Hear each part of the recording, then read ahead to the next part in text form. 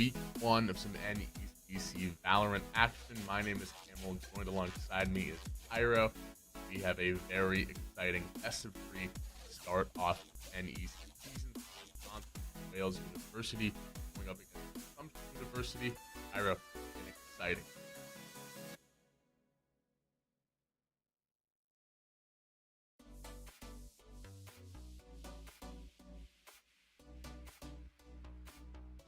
Yep, well, we will see if players are ready. Bit of a technical delay, production issues. We should have everything under control for this series to start. Gonna wait for the producer to check the okay, the ready up.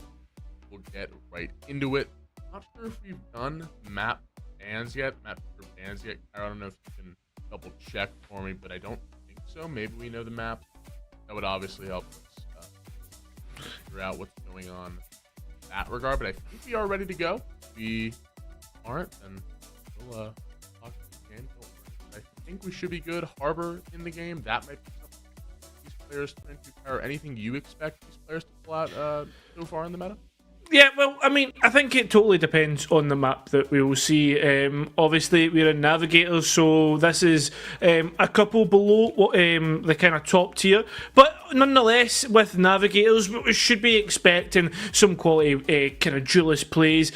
What I'm looking for is good basics, having the Initiator support, maybe your Sentinels lurking. This is something that should be massive. As for Harbor, I mean, you never know, it could happen. Now, and it will be Fracture as our first map of evening, then Ascent, and then Split will be the last map if it does come down to it. I believe the players are ready to go, so we should be getting into the game. I think we are getting into the game. So yeah, Fracture first. Neon could definitely be something we've seen. That's a lot of stuff, or Neon's definitely a pick that a lot of teams are going to on Fracture. Chamber, maybe, probably not. Garbage pick, to be honest. So Jet might fill the role for that op slot, definitely on those long extremities like A main, like B main. Could be something those teams. Yeah, I mean, I don't so much agree with the Chamber. I mean, Chamber has been getting a bit of usage, some down in the VRLs over here in Europe, so maybe you never know if people are more comfortable on that. We might see more of a Chamber, but yeah, big Neon map. I mean, we've been seeing a lot of double Initiator. We're looking at your breaches, your fades. I mean, Raze, another good one, just because of the strength that Raze has as an agent on the defender side. But at the same time, we'll need to see exactly what these teams go for. And already I'm seeing a KJ, which is a really good pick as well. Ooh, so Neon does come out. You see that from a vet. The Neon and the Breach combo, any of the Brimstone. So yeah, a lot of ways to get that Neon into sight for Assumption for the Greyhounds. The opposite side of things, the Reyna, that's already going to be locked in for Thog. And I think Cairo, Reyna, one of the scariest picks to turn to, because you need to be able to click heads.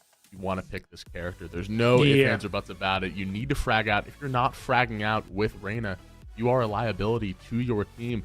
And for Thog, it's going to be a lot of pressure starting off on the defensive side.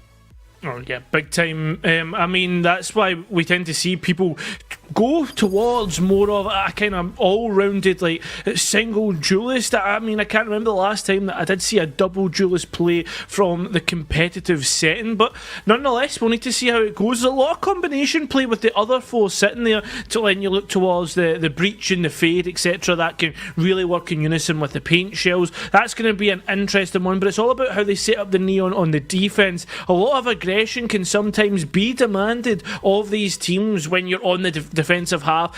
Try and take the fight to your opponents, maybe try and crunch on one of the sides.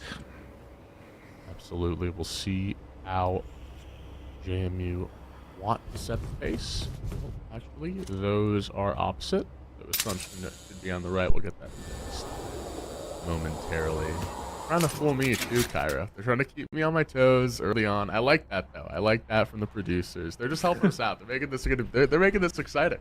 Yeah, exactly. You got to keep yourself on the toes, but it seems as if these already we are going to see Assumption move slowly up on towards Dash. There's not a lot of presence here either, not a lot of Sentinel control, as we can see that from JWU Yellow, so that's something to keep your eye on, how they can actually perform on this defensive half, and not a lot of proactive control either.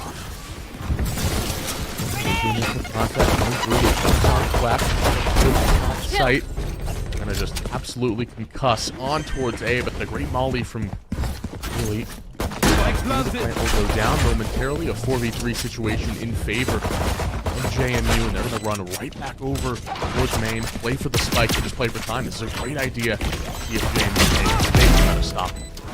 Yep, already on towards the spike, and well, the thing is, though, the post plant wasn't too good, and we're going to have to retake, and they do so brilliantly. It's down to a 1 versus 1 Ducks on Quack against Arena, and well, Thog slowly coming back round with that spike being half, though they will be able to at least get on this tap out, at least play for the time, and they win it out. As easy as that.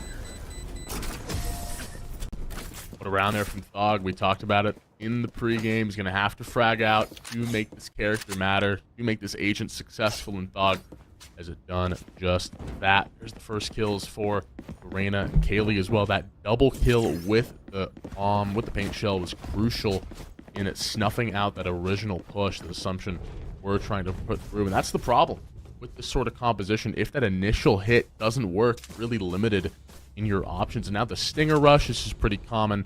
Just a OP gun, thank the Lord. It is getting nerfed, Cairo. We obviously love to see that. Yeah, Stinger Rush, pretty common. Let's see if JMU expect this, and be careful, because Neon with the Stinger, with the stims, it's going to be a lot of pressure that they have to get ready for. Yeah, it can really be powerful, but it seems to be more of a crunch rather than a push. I mean, these players already getting spot out and the rotates coming through. A vet does get that pick. As you were saying, Neon can be great at rushing through. Yes, here we are. But the thing is, though, we've not got the spike down. It's a very slow taking D towards the site, and the defenders are getting pulled apart. Pulled apart. The vet wants more. The retake here. Kaylee of long-range logistics with the Spectre in hand. The shot's not going to really find their target. Finally gets the kill. On a command, the Bucky there. Not going to work. Nothing, though. Able to react, reorient, adjust with that classic in hand. It's a 2v2 situation for JMU to go back into the site. 13 HP for the Rays. It's going to be so tough to work around. Death Muffin gets taken out from Arcade. Ducks on Quack 420, able to decipher where that race is going to be. Take that out now. Back on the board is Assumption University. The Force works. They get their first round win. Yeah, and I mean, I guess the Force catching your opponents off guard. I mean, there was a lot of fights that were disadvantageous. I mean, having the Reina kind of almost dry peak, only having the Lears to support themselves. You've got so much util, so much kind of, I guess, delaying util as well. When you look towards the paint shells, you've got your fault line, etc. I mean, there's. We're looking at JWU, they should have done so much better. There's no spam coming through on the odd point either. Getting stunned up as well. Death Muffin just managing to escape with the life, but they've gave contact and they're already rotating through to the other site. Well, they've completely baited the defenders here. And B is exposed. Could be an easy take here for Assumption University, and that's going to be Neon ult pop as well for Yvette so early on. Round 3 gonna have such a powerful weapon to use at his disposal. Last lane up, deny a bit of vision. Moving forward with the stuns as well. It's a lot of speed. Let's see if Riot Vanguard is able to hear this coming through. Yvette waiting, teetering back and forth. No ult to play with. Didn't really look for any aggressive plays to force JMU off momentarily. Vanguard gonna take a hell of a lot of damage. There's the turn back. There's the push through. Yvette and Kanan getting 2 kills of their own. Now a 5v3 situation for Assumption to play off of. Oh, well, it's the retake that needs to come through hard, and when you have such little weapons, when you have such little players, you're just going to get wiped out, and that's exactly what happened. So well played from Assumption to bait their opponents to rotate so quickly, but JWU, I mean, they bit at the first sight of an apple and, well, turned out to be poisonous. That's the problem. You can't be just committing to everything that you see. Sometimes you need to kind of do a little bit of information gathering, but at the same time, well played from Assumption, and even though they burned the ultimate, I mean, they still cleared out the site completely, so well played from them. And now we can turn to the ultimate here as they start to plug forward. Orbital strikes for both sides, JWU and Assumption University. We'll see if that does factor as the round progresses.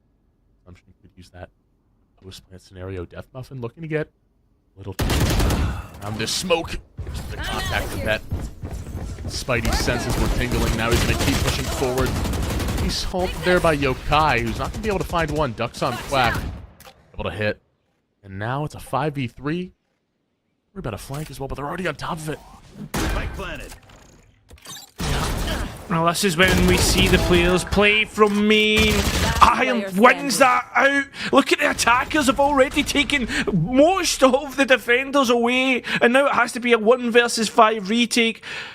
The post plan already set up for main, and that spike plan is so perfect. That's all they need to do is just double up. Doesn't even get a shot at the head of bombs, and they take out Riot Vanguard completely.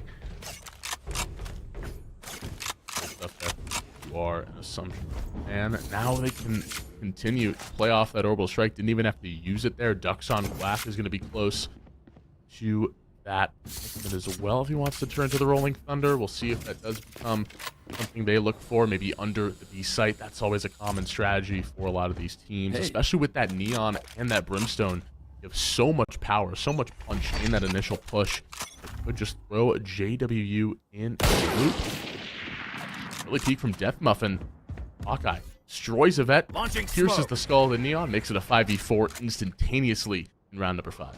The only problem is here you've got the Marshal on short range, and with Ducks on Quack coming up from behind, it's going to get so much harder.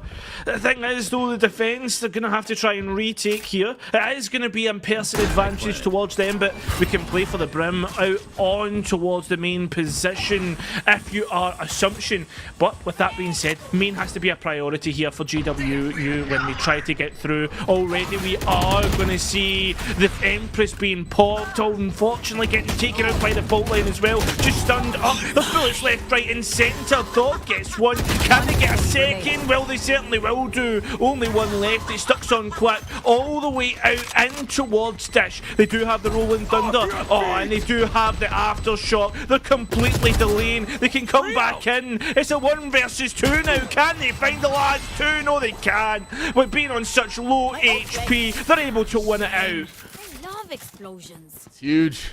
Dog again with this Reyna pick in hand, finding the frags, finding the kills to get it done on the big stage. The second round win for JWU, and they needed it big. It was turning in to a snowball effect for Assumption after winning 3 in a row. They finally lose. JWU back on the board. Still, those orbital strikes in both banks of JWU and Assumption. Nobody pulling the trigger just yet, but like you mentioned, Rolling Thunder was so impactful. Delay, deny, and get that victory. Not quite, but almost there. We'll see if on the opposite side, JWU can use that Rolling Thunder their own to get maybe a pushback and be a retake scenario in their favor. That will start things off. Fast lane moving through inside with speed. Already control the site, and also stun out Yokai. Continue to push forward, continue to march in, but Yokai anticipates. That first bit of damage, looking for 2. Can he find 3? Now he's got that Nightfall to play with. This is a great defense from JWU, steadfast and holding down this site. Nobody is getting through from Assumption. That's a great kill from Iron Valiant to make it now a 4v2 situation. Orbital strike still in hand for JWU. Yeah, with only 2 players left, just playing in tandem here is going to be massive. Spike stuck down in towards site. Valiant gets taken out from the raise down below. Well, now this is where things get interesting with a 1 versus 3. Do these players double think? But they've got the spike. They don't need to double think. Just think about where potentially that Sage is. Have they went to the arcade? Have they stayed out on main? Well, you're about to find the answer.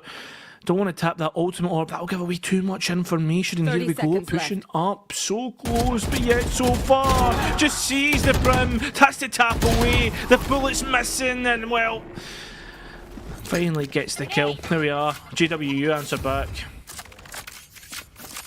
Back and forth these two teams go. Clearly so evenly matched. 6 rounds of this game.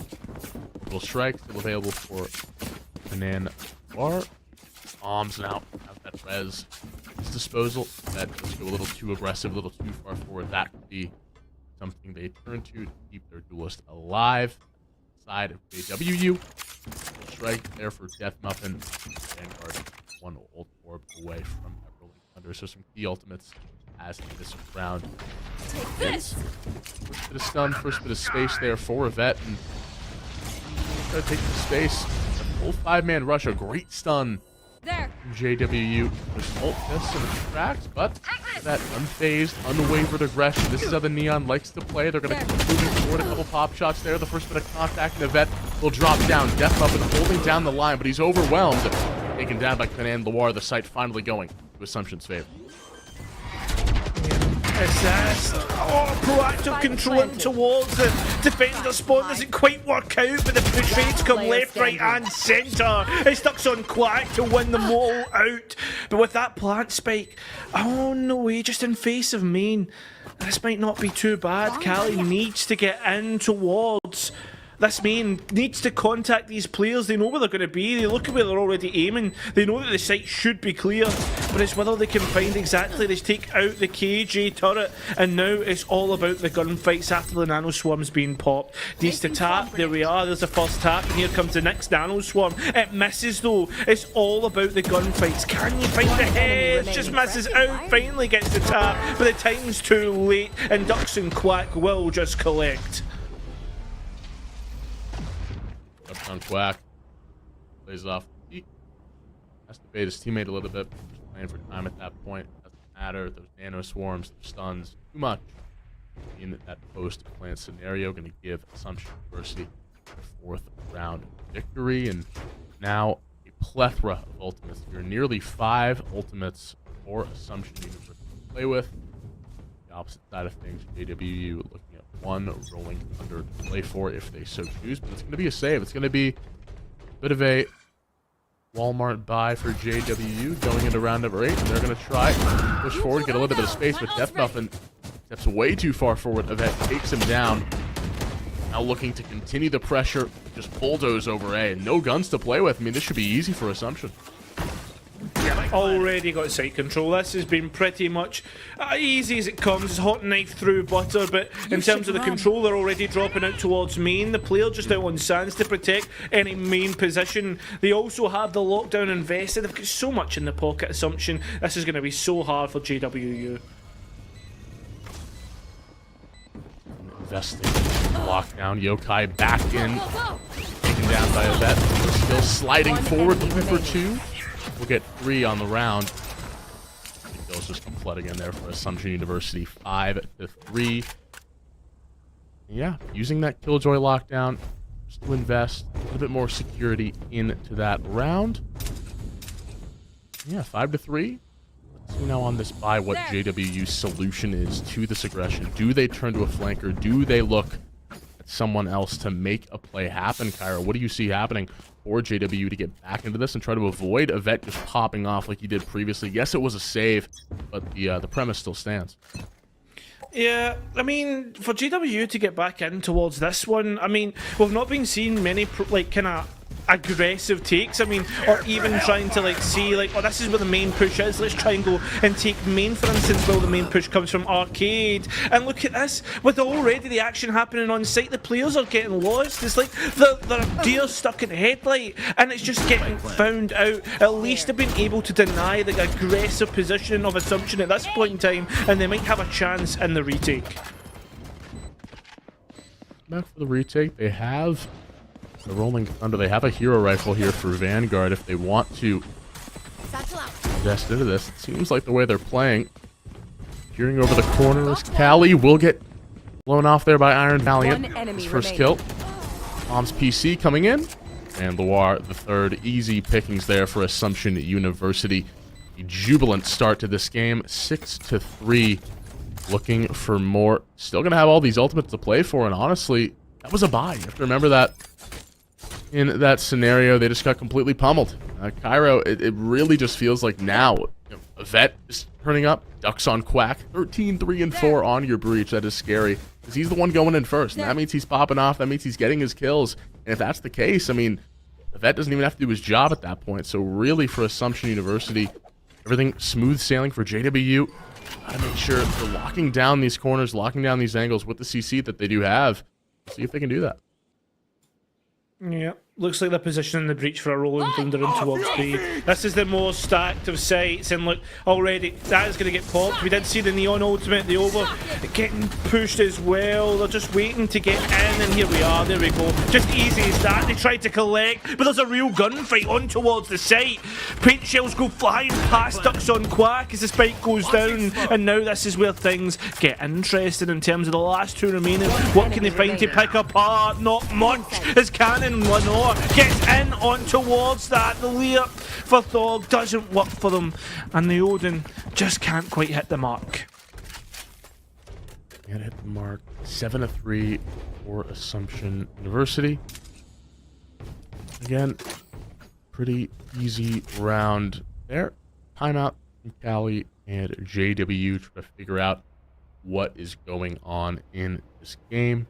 I mean, it's definitely, you know, a conversation of, you know, we are an attacking team. You do have the Reyna, you do have the Rays, plus the double initiator and the Brim. Obviously, you're playing for that second half. I think if you get 4, if you're JWE, you're probably happy with that. Obviously, you know, anything after that is a bonus. But I think the main problem is dealing with this Neon, dealing with this utility usage by Assumption University. I think that has been the difference maker. It's been that, along with communication. It really just feels like Assumption are on the same page in a lot of these pushes, Cairo.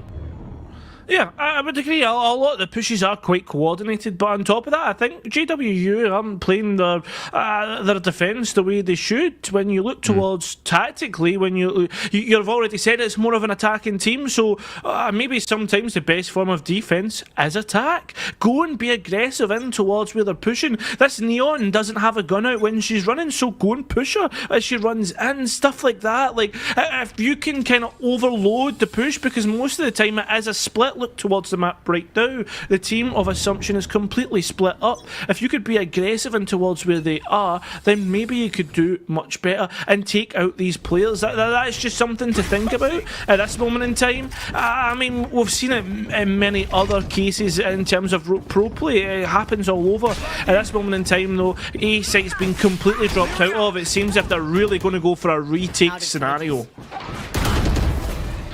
Ellie explodes Ducks on Quack before being taken down, looking to secure this A site. Great orbital strike there by JWU to deny, and Death Muffin from the flank disintegrates 2 Assumption University players, now looking for more, but this A site completely out of whack, completely out of sorts. The spike is down. Great kill from Iron Valiant.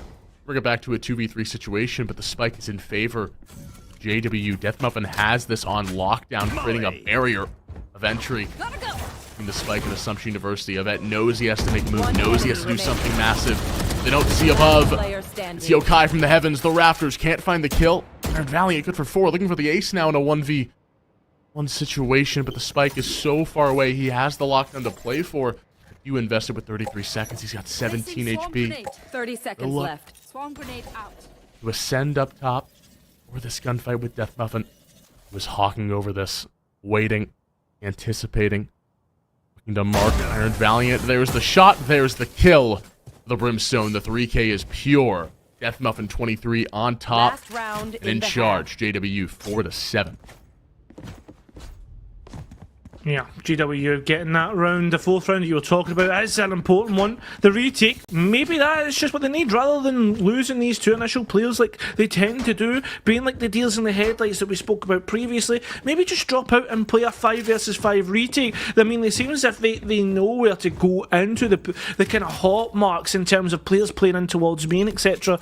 But it's another split for Assumption, and they just keep hard hitting the site every single time.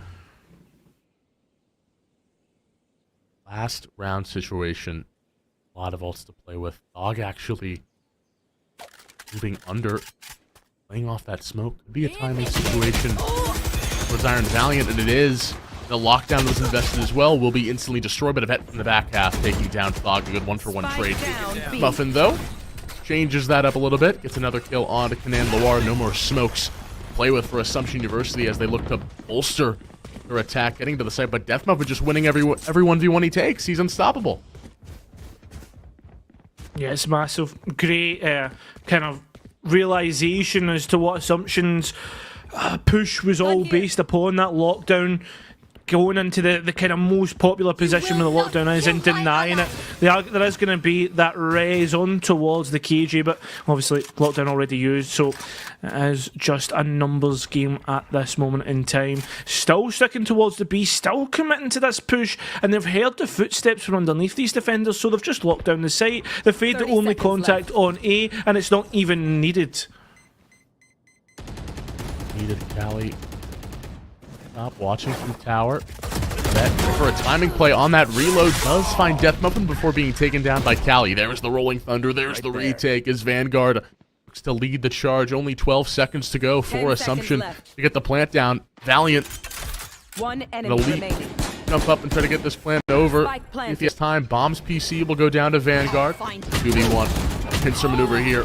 Valiant can't win that gunfight there from about 15 meters out with Vanguard. That'll be the win for the breach. A win here for JWU to end the half, 7-5. Somehow clawing the way back after what looked to be a really devastating start to this half. They turned it around in 5 rounds. Yeah, there wasn't a lot of diversity in the attack from Assumption, but they still take the advantage in towards the next half. There was good prioritisation in the post plan in terms of the positioning. But in all, there needs to be a bit more diversity in terms of there's 4 ultimate points on the map. This is something that you should realistically be looking to kind of build up these ultimates and continuously be hitting. Yes, we saw a lot of ultimates from Assumption, but we could have seen more, and that's the crazy part. Now it's all about JWU maximising what they have in terms of fragging power with Cali and Thog sitting there, and the fact that you have your 2 initiators. I want to see how this kind of works in tandem together in terms of having your initiators support these duelists, but we'll need to see. We're really going to keep eyes out. Thog, the mark over his head. See how that Reyna does perform. See if they're able facilitate this Reyna onto the site. There's the first flash for Vanguard, but the timing is there for Command Noir. Good for 1. Streaking in for 2 with the rest of his team. Ducks on crack. Just bulldoze down these players from tower. One more. It's just easy pick, and 1 by 1, they're just peeking out. Fog will be good for 1. There's a player to his left. It's Yvette who comes flying in with that frenzy. Easy stuff for Yvette and the Neon. 15 kills after round 1. Yvette popping off. To keep doing that though, especially on this defensive side, and you mentioned it especially, it's playing aggressive on defense, especially from this Neon pick. You want to see Yvette looking for space, different parts of the map, because Fracture, you know, you're gonna get flanked, and especially with this team comp, there's no flank watch for JWU. That's definitely something Assumption should be exposing. Yeah, that's a massive point. The fact that there is no flank control. I mean, already we actually saw some aggressive movement on towards B. They're already pointing on the map for lineups in terms of the fault line, etc. They're clearing out the space. Look, there's nothing B. There's probably coming from Arcade, and they're calling that right through. They've got most of the util over on A, so most of the players are now on B. These players are moving in towards a meat grinder, and they're not even probing the site. You can't do this. You can't push through. It's a death trap here. Ducks on Quack is watching over this. For 1. That. For another.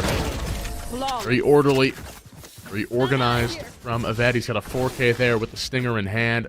No buy from JWU. Definitely good to keep note of. 5-9 in favor of Assumption University, but definitely expecting them to win that round. And this is where things start to really change. This is where JWU tip the balance. Now buy up. Let's see if they can use these guns to their advantage. I see a Bucky. I see a Bucky there from Death Muffin 23. I'm not sure what that's all about. Not sure if he's gonna pop off with that. I'd love to see it, of course, but you know, we'll have to wait and see what Death Muffin got in store for us. Yeah. No way. Maybe. No way. This guy. He's committing to it. He's committing to it a bit, definitely, but they're running in as 5. Just almost catching the Marshall out. Already having to drop out. There's a one-way created in towards the site as well, so that might give a little bit more of an advantage in towards main, although all the utility hitting on towards the site right now. There's already a prioritisation from Assumption to actually make the site a little bit horrible to move through, and they do that by taking Dish. There's players out on towards Rafters are waiting for the smoke to dissipate, and all the players that try to move in just get cut down constantly. These players can't move through. Oh, but maybe Thog has a chance. Thog, he's gonna pop the Empress. Needs to win this. We talked about the Reyna. Can they perform? Bombs is right there to hit the shots. Can he do it? They both have to reload. It's awkward, but Thog goes right back in. The 3K. He wants it. Does he have it? 30 HP in a dream for Thog. Stutter stepping inside, dodging the flash. He's got the spike in hand. 37 seconds for Thog. He's got to win this round to turn it over. 30 seconds left. Watching one side. He's got the timing. He spots the headpiece. He got the kill. Thog goes down. Ducks on Quack. Anticipates, juggling so many different angles. He's able to find the right one. It's good now. 18-6-6 for the Breach after 15 rounds. And that's a heartbreaker. That's your third round. That's the bonus. That's the thrifty, really. I mean, Assumption had no business winning that round, Cairo. No, I mean, being on such a disadvantaged buy, it was going to be really, really tough. But they make it work, and it's the util game that makes it work for them. Thog as well, popping an Empress. I mean, that's the heartbreaker there. This is where things really start to get worrying now moving forward. Momentum solely in the defender's side its favour.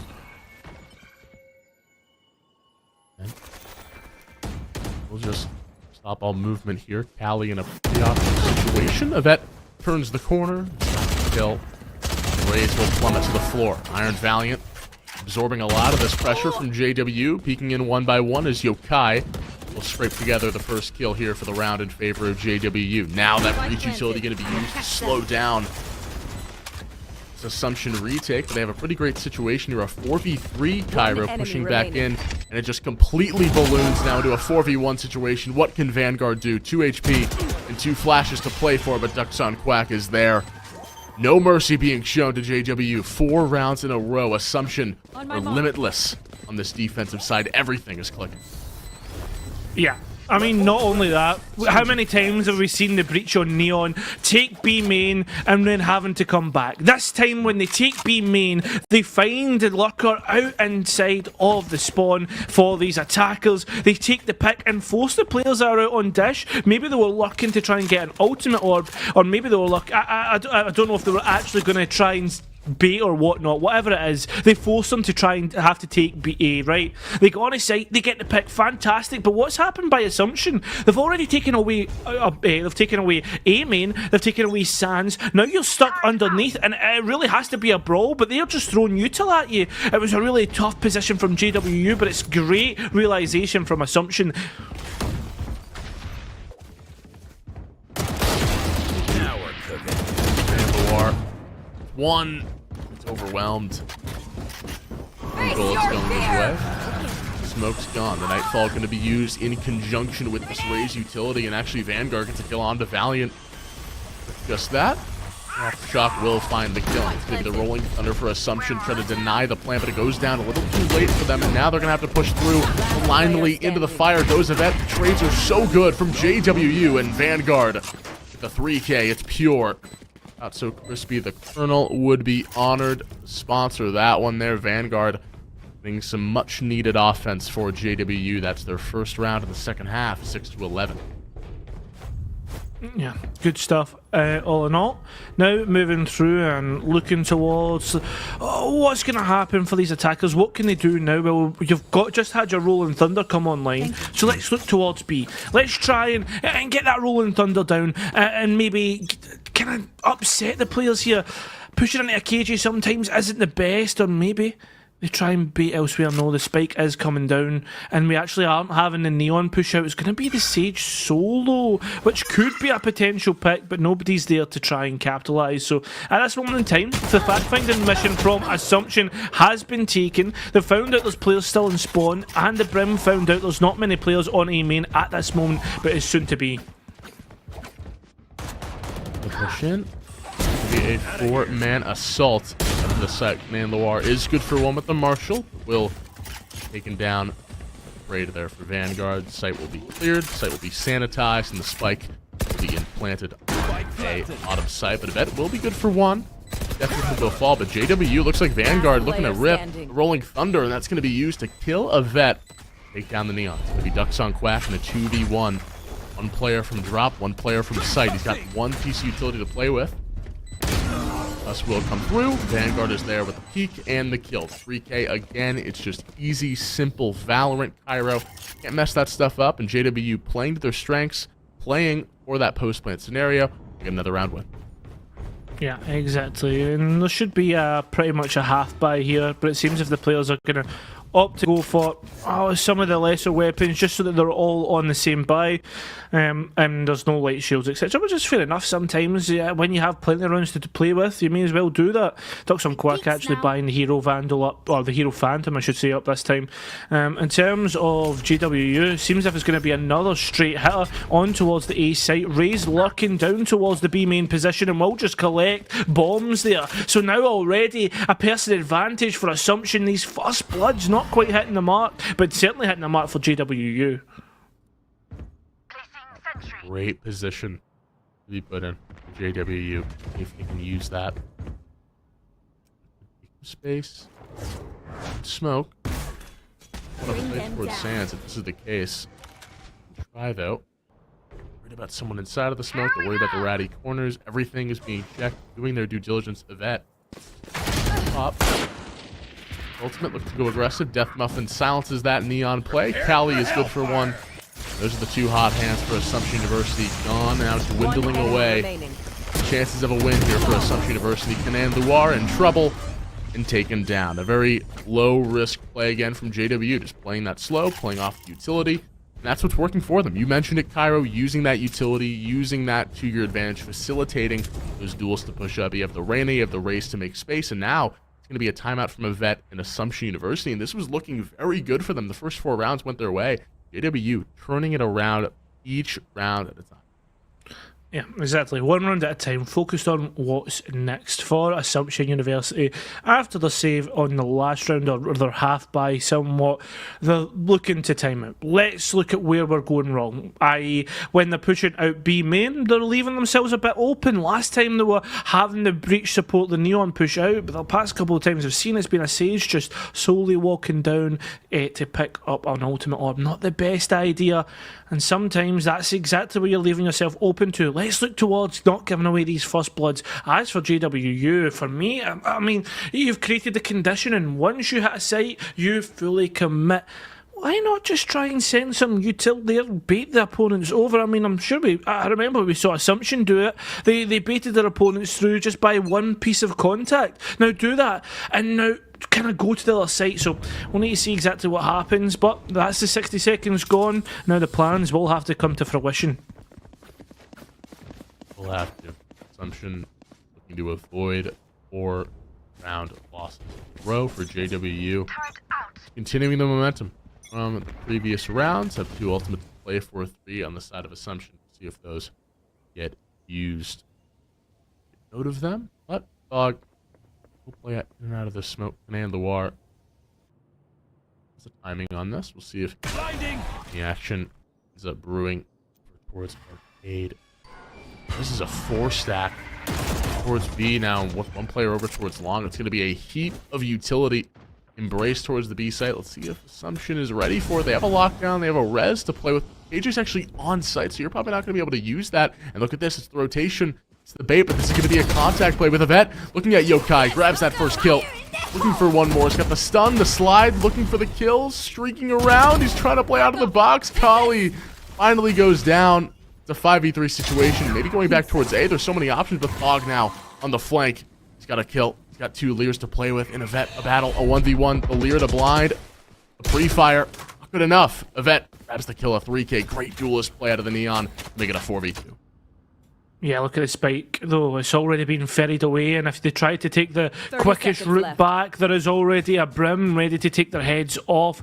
But the 2 teams of players on the defensive side that are playing in 2s, they're already at the extremities. They're going to go through the 2 other lanes, not through the quickest way back to site. So this is not what's going to come through most pivotal. Looking towards what the defenders now, or the 2 attackers, I should say, the Rolling Thunder, they've got that in pocket. But when you're looking at, for instance, an Orbital striking a lockdown and a res to come through, this is going to be tough. Oh, massive flash there from Vanguard. That's 1, that's 2. He's got 2 more from Drop, though. They don't know it. Lockdown's going to be used. Try to hold these players down. Now it's just all on Vanguard. V2, again in the same position. Playing for time, playing for post. He's got the Rolling Thunder as well. He's going to let it rip. Blow back, Valiant. off the spike, and there's no time Kyra to play with. He didn't get half. He didn't get it. There's no time. 3K for Vanguard anyway. 9-11. JWU continuing this comeback. They're keeping themselves alive here. I mean, that Rolling Thunder was massive. A Vet's dropped a 30 bomb after that round, after getting those 2 pickups. The awareness, though, of Dog coming across that wire just wasn't there for the 2 defenders that pushed through. But, I mean, you're in a 4 versus 2. Just wait. Just take your time and play together. I get that you're playing in 2 teams of 2 and you can trade each other for at least 1, but come on. Play as a 4 and you'll be in such a better position. Leaving the fact that breach out on main was just so tough, and it seems if we are going to get another one of these aggressive plays from the breach and the neon. I'm out of here.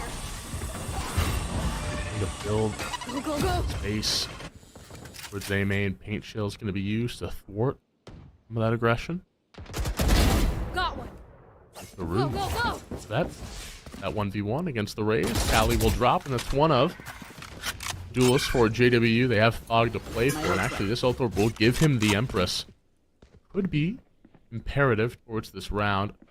Left a lot of space towards Arcade, so slow building blocks for JWU to play off of, and they finally pulled the trigger. They finally let it rip. It's going to be Valiant with 2 kills, trading it out on site, but he's taken down. The spike. And it's going to be a 2v2 as the spike will go forward. Last player standing. 1 enemy remaining. Gets that Spike pick, down, trades B. it out. There is a res available and an orbital strike, but the spike being down. Death Muffin just peeks out the shoulder. They've not got a lot of HP here. 1 swing, 1 bullet is all it takes. And that's exactly what happens. Bombs finishes it out. Huge clutch for Match bombs. point. They needed that. Assumption finally get themselves to match point. Now the pressure is built on JWU. They have to win this round. It's going to be pretty awkward buy. Stinger there for Death Muffin. Should be fine. It's honestly probably stronger than a Vandal anyway. We've all probably lost a 1v1 regardless of the Stinger from long range. So I think Death Muffin should be fine, especially with that stim in the back of his pocket. That could be something that just blows someone over. Hanan is going to be running with the Marshall. Yeah, so not the greatest buy either on Assumption's side. So see what they turn to. A res, though, for bombs. That's going to be crucial to keep him alive. Make the Sage. It's one of these last couple players, so that res could be used. But that's going to be an early pick, an early kill for Cali. Early man advantage for JWU, and they're probably just going to storm the B site with this kill. Oh, but Thog locking in the background. Look at this. Just completely silenced it all the way up into tower. There's nobody here. The site is clear. And it's now into a 4 versus 3. The res available still at the back pocket to make the numbers even. But you still have an Empress as well. In terms of util, I mean, there's 2 slows and a heal. So things might not be as bad in terms of long range weaponry, though. It's not working out in favour. A Spectre in the hands of bombs. I mean, the Spectre has been nerfed at long range. And you can see exactly that come into play. The kill there for Vanguard. This breach slowly building, slowly heating up. 19, 17, and 7. Looking at that triple-double as this game continues. A lockdown is going to be available for Valiant. That's going to be a huge ultimate to play for. Avec go for a flank. And again, there's no flank watch against this JWU squad. They wouldn't be opposed to Yvette finding that open area, finding that open corridor, taking that flank full force. That could be the game changer. That could be the difference maker in this round, as it's going to be early setup, very slow, cautious, methodical approach from JWU. So they will waltz their way towards A. B members of Assumption are on this site ready to absorb the pressure, and that's going to be the wall. Early contact, early getting rid of it. Great flick from Oyet. That take 1, but it's not going to be enough, and now it's a 5v4. The Nightfall is going to be used to get all of these players offsite. Yeah, already at a 3 versus 5. I mean, it's almost just trying to look for picks, see where you can get out, do some damage to the economy, but or even get an ultimate out. I mean, they've already got 1, so that's an advantage, or at least something to take out. But at this point in time, I don't think there'll be much to take away from this, especially going in towards the last round. Already the util coming their way. Death Muffin takes out Iron. This is already looking flawless. 1 left, and they have a Marshall. When it comes to these short range fights, they will not be an advantage.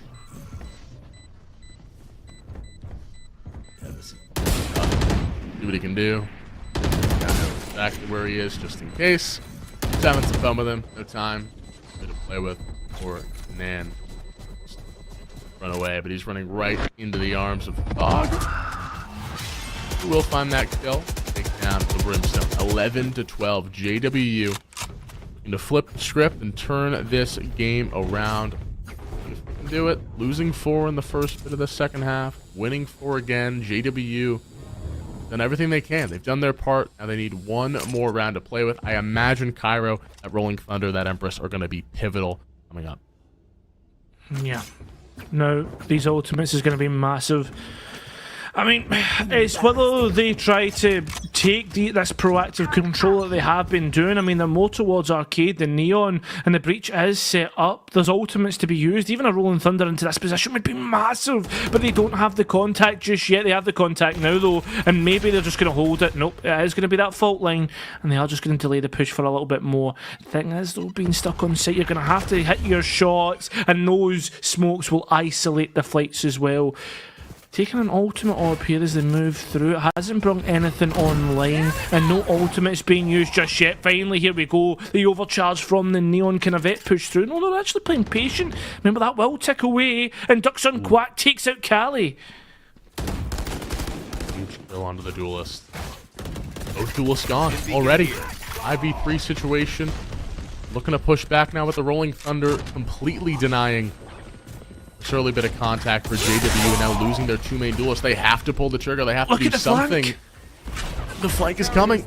It's imminent. It's approaching. Do they know it's? They do know it's behind them. I don't think they do. Nan gets another kill as well. Valiant in the corner. He's got 1. Can't find 2. Death Muffin is good for 1, but it's all for nothing. And Assumption University deny that comeback from JWU. It was slow. Came out on top. That second half, definitely intense, firing on all cylinders, both sides, but a really close game, and I think it's going to be an exciting map too, and it will be, just to remind everyone, Ascent for map number 2, and if we do get to it, Split will be our 3rd map there. So, Assumption University winning that first game. Any points, Kara, before we go to a break that you want to highlight?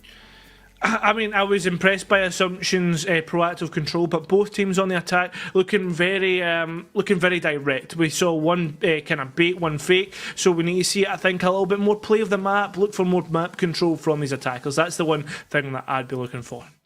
Oh, absolutely. We will go to a little bit of a break. When we come back, more Valorant action on the NECC channel. Stay tuned.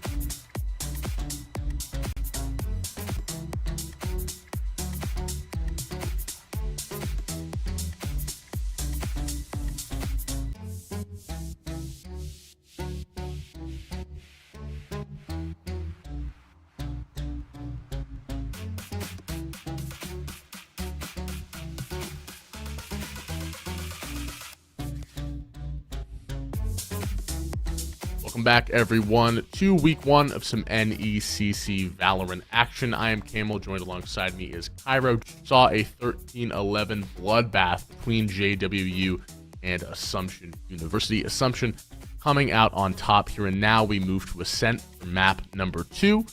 We will bring up the agent select screen here to show you guys what the changes are, any similarities, and one thing to keep of note, School a Lot is getting subbed in here for Yokai, as well as Pumper and Nickel Nib coming into play. So 2 new players for JWU side. Cairo, let's look at the picks. Anything that catches your eye? Well, Thog seems to be a Reyna main, and that's what seems to be coming through constantly. The only difference is, I think, from their the comp on the kind of that side is the fact that we are seeing the Reyna come through rather than a Jet or a Raze, and an Omen instead of the Brim. So that's what we tend to see in terms of comps. I didn't quite get to catch the other side, but when we get to a look at that, I'll give you my opinion then. Okay. Sounds good. See what the setups are. We'll see how JWU adjusts with bringing 2 new players in. Obviously, that's going to change your comms a little bit. You're not going to be as used to playing with those different types of people. So, see if they can adjust quickly and on the spot. Definitely going to have to if you want to win this and force a Game 3 scenario. Assumption, obviously, up 1-0 after that first map fracture. So, going to be a B setup, 5 stack over towards this particular site, but fortunately for JWU and their fans, this is where the KJ is locked up. So Pumper Nickel Nib will have a chance to at least get some contact on these players if they do end up electing to go to this B site. Huge knife will actually not protect anyone. Good destroy on that. It's going to be insta-rotate, actually, not even worth it, they say. Just going to push out. I'm loving the Astra pick. I'm really hoping this does well, but Thog is unsupported in mid. And there we go. It's as easy as that. Just not dry swinging. Thog just completely isolated. Right, Vanguard's hearing all this noise as they cross from B to A. Again, JWU have bit early. And Iron Valorant, well, they're biting into all the heads of these players. At least Vanguard gets a trade, but it's a 4 versus 2 post plant. Oh, that shifty, sneaky, lurking. We'll have Ducks on Quack to back him up. Pumper Nickel Nib in trouble. Back and forth. 3-1. Give him that contact. The vet, mid-range magic there from the Jet. The frenzy shots, 31 HP. First round going the way of Assumption University. Off the back of a big round from Iron Valiant over towards mid. Got those ghost headshots on lock. Start off round number 1. Yeah, big time. I mean, already 2 big massive kills. I think the biggest part from that was the kind of call to just rotate away. I mean, you don't always need to hit a sight when you choose it, and it was great from them. Though I don't necessarily like the mid control and the setup from JWU. You've got a Brim just kind of solo there rather than maybe sticking an alarm bot in case people get too close towards market.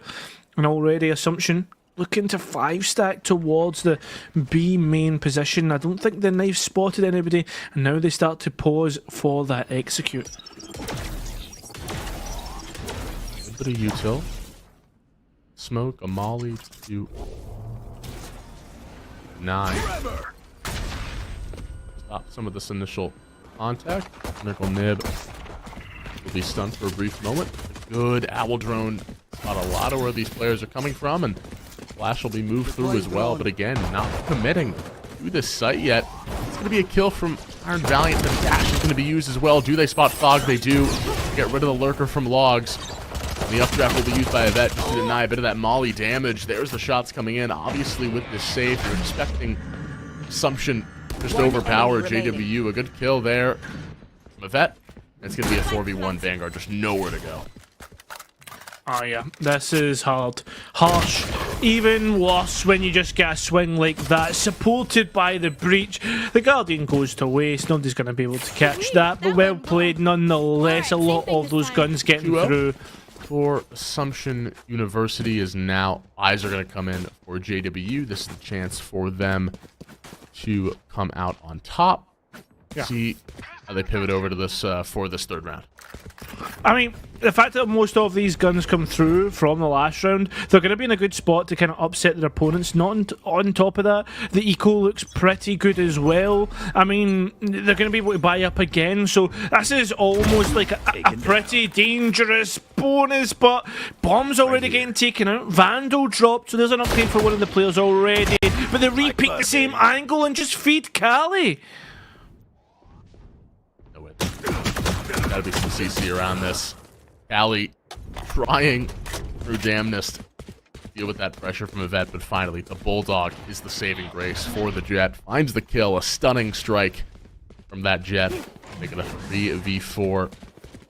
No dash though for Yvette to get into this site, so now you're going to be seeing JWU play back, play off of this Owl drone, now pushing back in for more. Second bite of the cherry. What can they find? Oh, a shock dart on yourself's not great either. That might give an advantage to these players trying to move through, trying to go for the Spectre at long ranges, not to be advised. At least Stop gets somewhat of a trade. Right, Vanguard from up above takes out a vet. Can they spray through? No, they can't. At least there was 2 rifles dropped though, so pretty decent round all in all. An Assumption now can come in with a full cavalry. Yeah, decently shaky there from JWU, but a win is a win at the end of the day. They're going to be able to keep a lot of those guns into that second round. A rampant retake from JWU to now stop a lot of that aggression. Assumption winning those first 2. We'll now have a full buy. We'll have a Vet's Blade Storm to play off of as well. But at least for right now, JWU, even with these 2 substitute players coming in, everything seems to be in working order. Everything proper, everything correct. I don't think they're going to be peeking this anymore after knowing Cali's been there. After what you did last round, I don't think Assumption want to play with it. I don't think they want to mess with it anymore. No, definitely not. They'll probably just smoke it off, but no, they're actually going to fault line it. They find Thog instead of finding Cali. This could be just as dangerous, you know, the Reyna has to support themselves, has the utility to do so. But you need to click the heads to find them. Big kill for Bombs. Now marching over to the A site. 2 players on this site. Smokes are going to go down. Garden, maybe one towards heaven. Look at the space, though, from Iron Valiant. A great flick from Cali.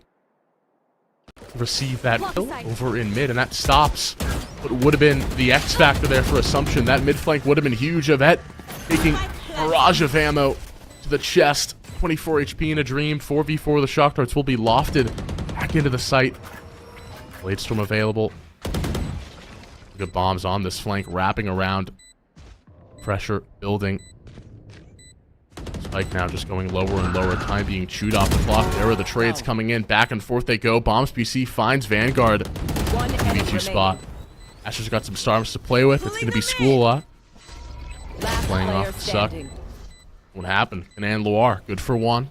A 1v1 situation. No HP though for School The Sova has the concuss to play with as well. The fuse won't be there. It's a great play. The clutch from Canan. Pure, systematic of the Astra. 3-1 after 4. Yeah, just in general, the whole setup of the post plan was very, very nice. Having a late retake of shot.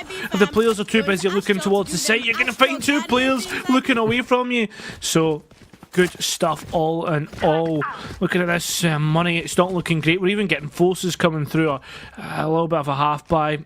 Obviously, with the lost bonus starting to come through, they can start to find these extra weapons to do the damage. And the Astra Util, I mean, I don't even need to make a comment on it. Blade Storm will be procced. I don't know if that Knight caught anyone, so that information might be lost, but they do have the information in terms of audibles, in terms of those steps. It a little bit slower. Again, they have an inkling of suspicion that maybe the KJ's in the area. Maybe there are too many players over towards B, so they're going to pivot to use the Vet here. Just as Vision Seeker for some of these players. Dash available for a Vet. Actually, Scooch a lot. Will drop down. Canan just pre-fires the angle, gets that first kill of the round. You're already in a 5v4 situation. You have that orbital strike to play for. The spike is already down. Using that, just kind of a waste of the ultimate for JWU. And the lockdown's going to be used by Assumption in counter to that. Just say get off the site. No, we can do, and Yvette's gonna get a kill just in case. Perfect there for Assumption as a 5v3 now is underway. Perfect response to use that lockdown after the orbital strike. Just in fact, now there's nothing that can destroy it. Now there's so much delay. Maybe you didn't need it just because of the man count. You want to go back in if you are JWU, but where do you go? Where do you turn to? There's going to be a player poking out from tree. Aga's around from heaven. He has no HP, though, to play with. Yeah, Bombs PC gets one. Enemy remaining. There's the flank from Yvette. From the back half, dash away to safety. Yeah, it's a 5v1. I couldn't even do anything about that push. Assumption playing that one very cleanly.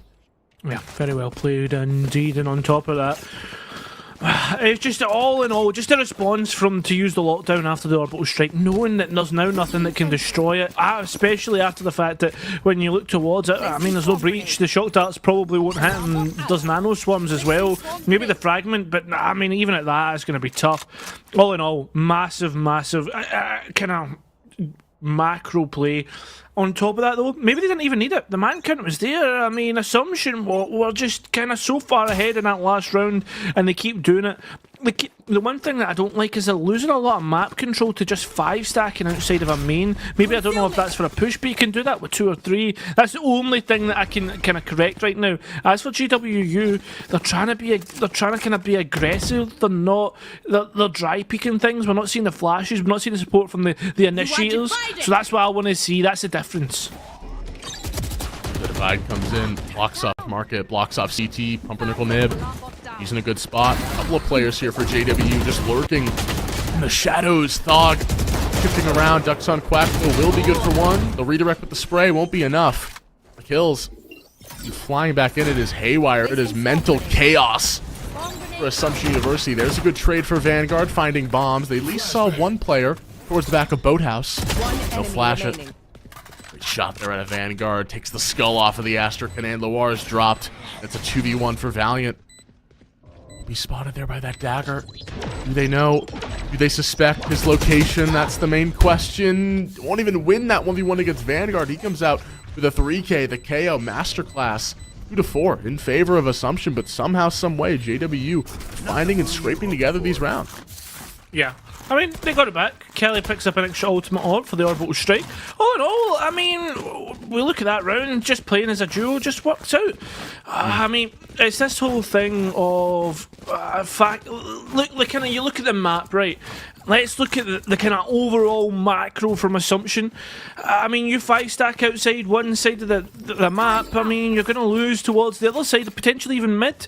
I mean, we look at how they're setting up now. I'm liking us so much better. The Sova can do more. The Sova can get their darts in other places. So I'll need to see exactly how that round plays out. But at the start, this is a better difference. Moving up. The vet. Currently suppressed. Vanguard. Gonna take that initial peek. For the flash. Ooh, this is a problem. Aftershock put between a rock and a hard place, and Vet Blaze early on gets that first kill. A bit more damage as Valiant destroys Pumpernickel Nib. The KO is good. The KJ, excuse me, as Vet gets another crispy kill with the dash as well to play for. And this is just Vet having all the confidence oozing there through his veins. He wants to take every gunfight in the book. He's got a 3K and he wants more. Can't be satisfied. That's the way you like to see your duelist. Always salivating for more. And well, Cali salivating to maybe just get out safe. And realistically, there's already pings towards the location. I think they know, especially after popping that window. The peak coming through out towards Cat from main. I mean, Cali really doesn't have a safe passageway in towards the spawn of these attackers, and I think that's exactly where they're looking to go. Oh, here comes a swing, and just misses out. Bombs, taking that last kill. Flawless round indeed. Well played from Assumption. Very nice executing. I mean, the space in towards mid, lovely. Very, very nice there. And that's going to be a timeout, much needed. And I think what you're talking about here is, guys, you have 4 ultimates. Pyro, this is not an episode of Hoarders, okay? We're not on TLC. You can use the ultimates. It's okay. And I think this is the round to do it. Or if they want to wait until they buy, that's fine too. But, you know, you have so many different ways of dealing with and denying this initial entry from a vet on the jet. You have the KO, you have the null command, you have the Hunter Shuri, the lockdown, even the Empress from a flank could be a possibility. You're going to remove that KG utility. You're going to move that flank watch that can allow Thog to get behind enemy lines. Assumption. Yeah. See if they keep track of that stuff. I mean, you have to use something for JWU. Being aggressive with your ultimates, especially on defense. That's the thing that we talked about, is being aggressive on defense, taking space on defense when you know you have an advantage. That's important for both these squads. Yeah, big time. I mean, we're seeing like the KO knife being used. They're not getting much out of it because, well, the players know you can just stand outside. On top of that, JWU are very like to bite down on the apple on the first. Oh, sorry, like to bite at the first sign of an apple, if that makes sense. As soon as there's a little bit of presence, it's like, let's try and throw everything at it. They're stacked towards more of B because that's where the conditioning's been. That's where assumptions hit most of the time, and it's not going to work out. The A site's completely free. You've got one Brim in towards short, and they might have already baited out a rotate. Already the KO moving in towards mid now. And this conditioning's been perfect from assumption in the way that they've been doing it. Continuously making your opponent think that something's going to happen, and they've given up the site of A for almost free. Be layered down, and this should give at least the idea. Assumption over in this area. They want to pull players over this rotation. This is such smart Valorant, Pyro, because now, the stars are over towards A. We need to go over here. All 5 players moving over towards A, and they take the long way around so the Brim doesn't see them. This is going to be a free B site. It's so perfect. It's completely perfect. Not only that, the KG utility is going to be down. Maybe it's a bit much for the Rolling Thunder, but at least they're clearing it. We're going to get the 0.9, and it detects 3 of the agents, so now they know, JWU, we need to get across, we need to get across. And on top of that, you've got Sova lurking outside of main as a kind of last ace up the sleeve. This is lovely. I think it's even better with that first pick. First pick. 4v4. Get back into the site. Where do you go? Good space from Vanguard and the rest of the team. Vet, though, good for 1. Moving back and forth. Doesn't have a dash to play with, but he has bombs on this flank. Looking for the shots. It's a catastrophic whiff from bombs. Scooch a lot. We'll make it a 3v3, and the Hunter Shrew will be primed and ready. Gonna force the players off the site. Kanan Loir forced to make a move. He's good for 2. Can he find 3 and ice the round? Good 1. For Scooch a lot, but Yvette is there. Yvette is finding those kills. The acrobatic jet moving forward inside for his second kill there. 6-2. JWU, I mean, that was a good try from Vanguard. It was a good try from Scooch a lot. Just not enough. Yeah. I mean, the first initial frag going away of these the attackers when they're defending the spike. I mean, it has to be traded out quickly. It does so, but on top of that, I mean, Bombs is lucky that he didn't cost his team the round, but I mean, they were in such a good spot. Now looking towards this, I mean, there's an op being picked up by Iron Valiant to be able to kind of hold down mid from that, but I mean, on top of this, you've got so many more ultimates, the Cosmic Divide being used up here. There's going to be not a lot of information in terms of the sound, and they're just getting in completely free. Huge kill there from Iron Valiant and Bombs PC, but look at this corner, look at this angle from that Brimstone. Right behind enemy lines, Callie sneaking inside of the Astral Divide, getting that first kill onto a vet. Looking for more, can't find more. 2v2. Pumpernickel Nib looking to upgrade. Looking to build. To get his 3rd round victory, but it's just playing for time. Just playing slow. Methodical. Valiant does go down. I just play out the stars. Kanan Loir in a 2v1. A shot from Vanguard. In trouble. Spike is being stuck. He has time. Got half, crucially. 3rd round for JWU. Their fans elated after that one, 3-6. Nice kind of Astra tech that we're seeing there. By using the pools, etc. But when you're using that gravity well, you kind of want to put it just slightly to the side of the spike. That way you pull them off of it, and therefore they lose time. And the gravity wells, I think, recently have been very, like, I don't know if they've been buffed or whatnot. I've not checked the patch notes, but they seem a lot stronger than what they used to be. On top of that, I like the fact that Riot Vanguard realised, look, this has happened before. We know what's going to happen here. So let's just position ourselves a little bit more aggressive to stop the swings. And, well, they protected the spike pool. So, anyway, massive stuff there. And now, let's look at what's happening. It's already a very aggressive mid push, and they're already on towards the site. They've completely wiped out the KG, and there goes the Arena. The util's down, the stopping power's down, and the site is free. Three. Very free. That. This is Ace Alert. This is Ace Watch here. With that right now. 4 HP for Vanguard. Scooch a lot. Silences Jet. That will be taken down. Bomb PC again from this flanking position. That's 2 rounds in a row. He bobbles it. 3v2, and you're just going to save, I'd imagine, with the op in hand. Vanguard, 4 HP. He'll just sit back and relax. Maybe figure out what movie he's going to watch tonight. No real action, I'd imagine. Scoochlet's going to save this operator. Bring that into the next round, because we talked about it, how important this mid control was going to be, all this utility being used. We saw that fast push off market this round. That operator is going to deny that mid push if it does arise against it. Before they do end up saving this. And Loire takes down Vanguard, but the op, crucially, is saved, and that's what matters most after this round.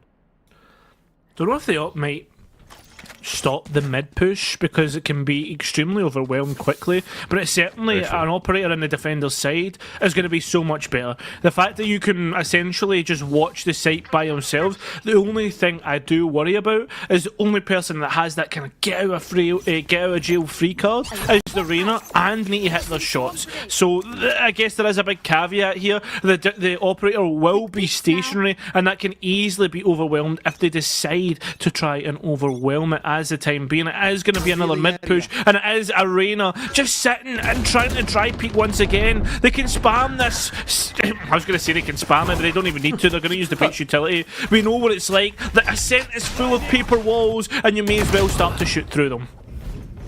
Dog just gets destroyed. Galley, that's dismembered. Head taken off of the brimstone, and now it's a 5v3. Already, you have a null command, you have a lockdown, but do you really want to invest that into the next round? You talk about now the op is in play with a retake. Fortunately, Scooch does find a kill there onto Kanan, and Vanguard with the ghost in hand takes down Valiant. Not sure how even that's possible, but it happens, and now we're going to use the null command. You have a situation where you have an advantage. You have moments to keep pushing forward. Yvette, though, takes down Vanguard, takes down the KO, and that null command will still be moving, though. Will still be going. Ducks on Quack is good for one with this kill, and Bombs now won't mess up that flank. He's got that kill. 3-8 is the scoreline. Assumption University continue to build and build on this lead. Now 3-8 is the scoreline. Yeah, it's extremely worrying that JWU can't contact us. I mean, everything that Assumption University are able to do, JWU can't seem to contest. It seems like we're watching a team of individuals play against an oiled machine, and that's what Assumption are. They're just well oiled, and they just are able to pick off these individuals one by one and then use their advantage later in the round. It's so harsh. Maybe they can do better on the attack, but at this moment in time, this last round, I mean, they're going to have to find something. Already the Cosmic Divide and Jet Knives being used, a lockdown and a Hunter's Fury to come later on. This is going to be rough. Oh, spike down there. Oh. 2 kills for Thog. The dismiss. Elusive to get away after that one. The Ares, he's got 2 kills, a 5v3. That puts him in great standing for this round. And I don't even know how that happened. Thog just doesn't get cleared. He gets 2 kills because of it. Where do you turn to? Your attack now is so brittle if you're Assumption University. Maybe there's a flank. Maybe there's a mid push to speak of. Yvette with that operator finds Scooch a lot. Is that something that Assumption can play off of? Right, at this moment in time, it's 3 versus 4. And well, there is going to be that lockdown invested, but you need to wait, or maybe you don't. You can just swing off that flash. It's not been brought down to 2 versus 2. Make it 2 versus 1. The lockdown about to come through, about to potentially detain, but it doesn't. Thog's managed to escape and does have the Emperor's prop. That is going to be a higher fire rate and a better opportunity to dismiss and re-heal. They'll do that. And now they're on a time limit with this KG on the other side. They're going to wait for that audible of the spike being planted. And here we go. Just set up with your util and play off of it. There's even the turret to be used as well. The Reyna gonna be losing time on this rotate here. Wow. Will choose with the back site boathouse turret. Will spot Thog. The overkill is gone. 49 HP now that Thog will not have. Already broken. 83. Dwindling lower and lower. Side of lane, looking for the shots. The headshot was there, but Valiant holds the line, holds the ground, firm, strong, and ready. Switching sides. Deals with the aggression, deals with the assault being made by Thog. Now 9-3 is the scoreline for Assumption University. Moving into the second half, 22-6-2 for Yvette, leading the server by a wide margin, and he's cracked. He's clearly on something right now. Let's check his PC. Something. Pyro, because this guy, I mean, 22 kills, next person has 9. That's insane. Yeah, it's pretty decent. Yvette, I mean, almost on a 30 bomb, and we're not even into the second half just yet. 9 seconds to go, and then we'll get things going. How the defensive half setup looks, I'm liking it. We've got the Jet who can dash out of mid. We've got KG and Sova set up on B. That tends to be who it is, and this is going to be a pretty much overwhelm, honestly, because there's 5 players stat outside B, and we know how Fracture went. Things can easily switch on a dime. You're moving into KJ and Sova. This is going to be disgusting. That shock dart might do some decent damage. The tags. That. That's a handful of players. Vanguard actually was brought down very low. 2 extremely low players on JWU's side. Spike There down from B. Penan Lenore. Picks off the head of the Brimstone. Cali is gone. That's the smoke's gone. That means getting onto site just got a whole lot harder. And the spike actually is in front of them. In a really, really precarious situation, Cairo. How do you push out for that? You have to use this drone in some capacity, but now you don't have the Sova. They're gone. They're just going down one by one, falling like flies. The domino effect is here for Thog. He'll dismiss out of the stun, but now he's going to look behind him, and he's in trouble. He's taken down 3-10. Assumption University win a much-needed pistol round to really stamp home the point. They're going to win this. They're not dealing with a 3-9 curse right now. No, they are certainly not.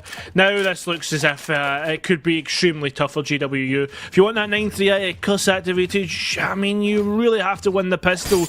And also it is going to be an uphill battle, and well, mate, you may as well get your Timbies on, because you're going to need to battle your way to the top. Now, looking at this, they're going to kind of force up a Bucky. I don't know if that's the best decision. We'll need to see exactly as they try to get through on towards B.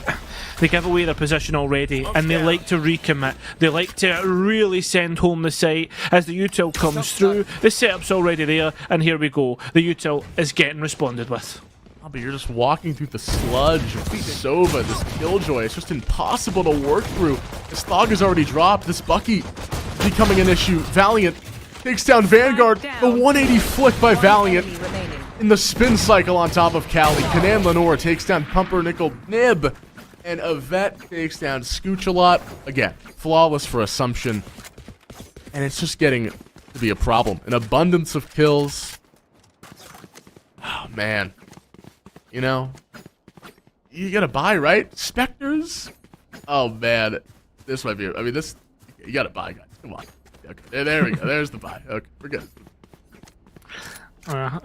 Maybe they think being on the close quarters, maybe the Spectres will do better. I'm not too sure. I mean, it's going to be a choice of potentially third time lucky for JWU. They were stacked outside B. They've decided against it and going to go for mid. But there's already a breach peeking out. 0.9 does head in towards shot, but it's shot. So now there's no any sort of detection. These flashpoints just working out in favour. They've been able to delay, and here we go. Everything starts to fall apart. The bullets start to rain off, and the players start to fall. It's a domino effect. It's a house of cards. And now there is nobody left. Assumption, they move on towards match point. Match point. And just an enraged assault on top of Cat. Assumption University. Oh, man. Disregard JWU.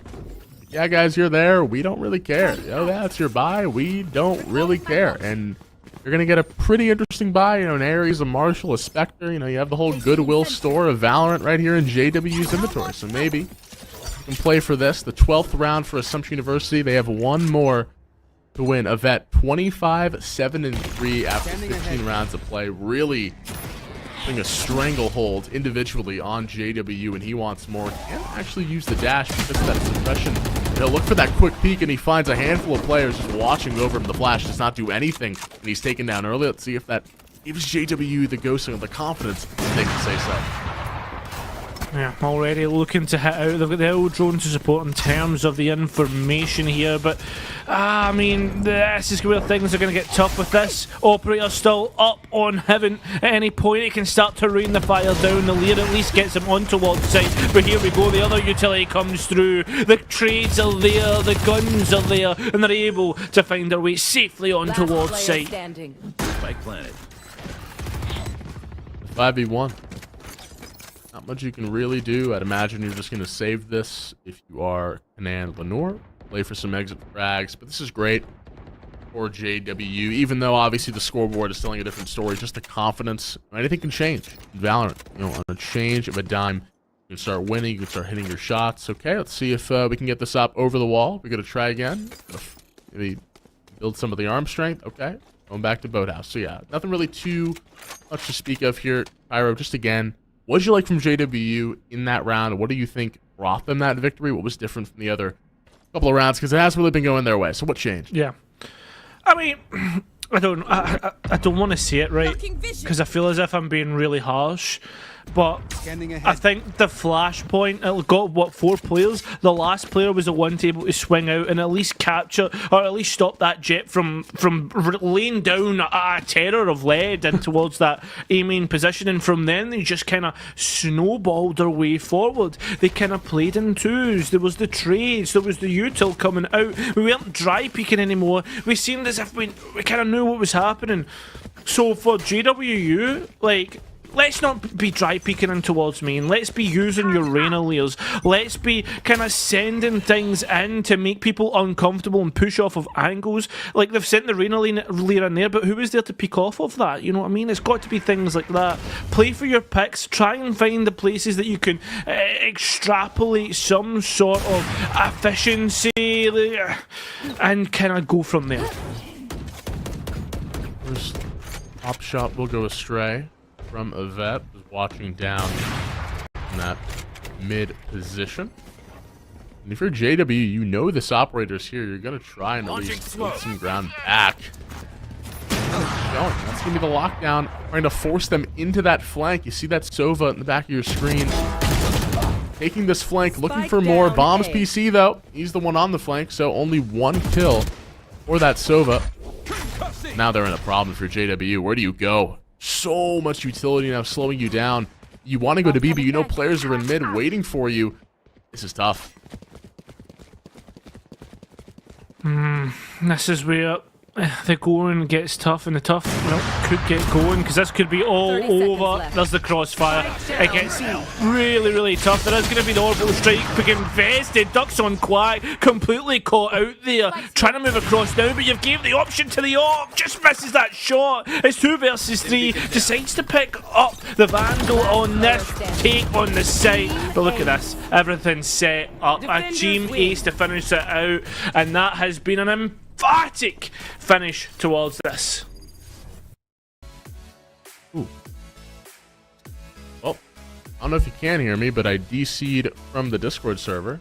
So if you can hear me, I don't know if you can. Can't hear you now. Can't hear you now. You can? Yeah. Okay, perfect. Well, that was a great game from Assumption. Going up 2-0, winning that best-of-3 series. I'm back in the Discord. We're good. But yeah, Assumption definitely showing their dominance. Event. I don't know if he got the 30. I don't know if he got the 30-piece McNugget, but he was very close if he did. So yeah, and about a half and maybe a quarter, he was able to do that. Pure dominance. The Jet moving from the Neon over to this pick. Ascent was his homeland, was his dominating area, and he showed us why. So yeah, great stuff there from Assumption. Unfortunate for JWU playing with 2 substitutes, but definitely, there's always next week. Only week 1. Still plenty of time for them to get themselves situated and ready for the next weeks of play. Cairo, what did you like about that team? I mean, there was so much. Honestly, I have to give massive congratulations to Assumption. Some of the play was really good. I mean, it seemed as if they should have been on maybe a higher league. I don't know. I can't remember where Navigators kind of lands when it comes to ranks and stuff like that. But in terms of team play and stuff like that, they seem like a well-drilled team, which I love. JWU, there's things to kind of work on there. Like, they don't seem like they're not the like iron bar yet. They're still quite raw in terms of how they look. So I think like there is stuff to work there, and they shouldn't get like brought down again. I mean, it's university. You get 4 years. I mean, you get 4 years in the UK. If it's 4 years in the US, I mean, the thing is though, what I'm trying to say is, people come and go. This team might be a new roster. They might be trying to build forward. So just kind of keep at it and kind of listen to maybe what was said on cast and kind of work on that. Absolutely. Well, that will do it for us here for this first game. NAIT versus IWU is coming up next. But I want to say thank you to Kyra here for casting with me. Thank you to Storm, Warrior, and Caroline for pushing the buttons, making our lives very easy and fun. But regardless, thank you guys for watching this first game of NECC Valorant. It was the Navigators Northeast League. But we're going to go to a quick break for this next bit of games. Don't go anywhere. We'll be right back.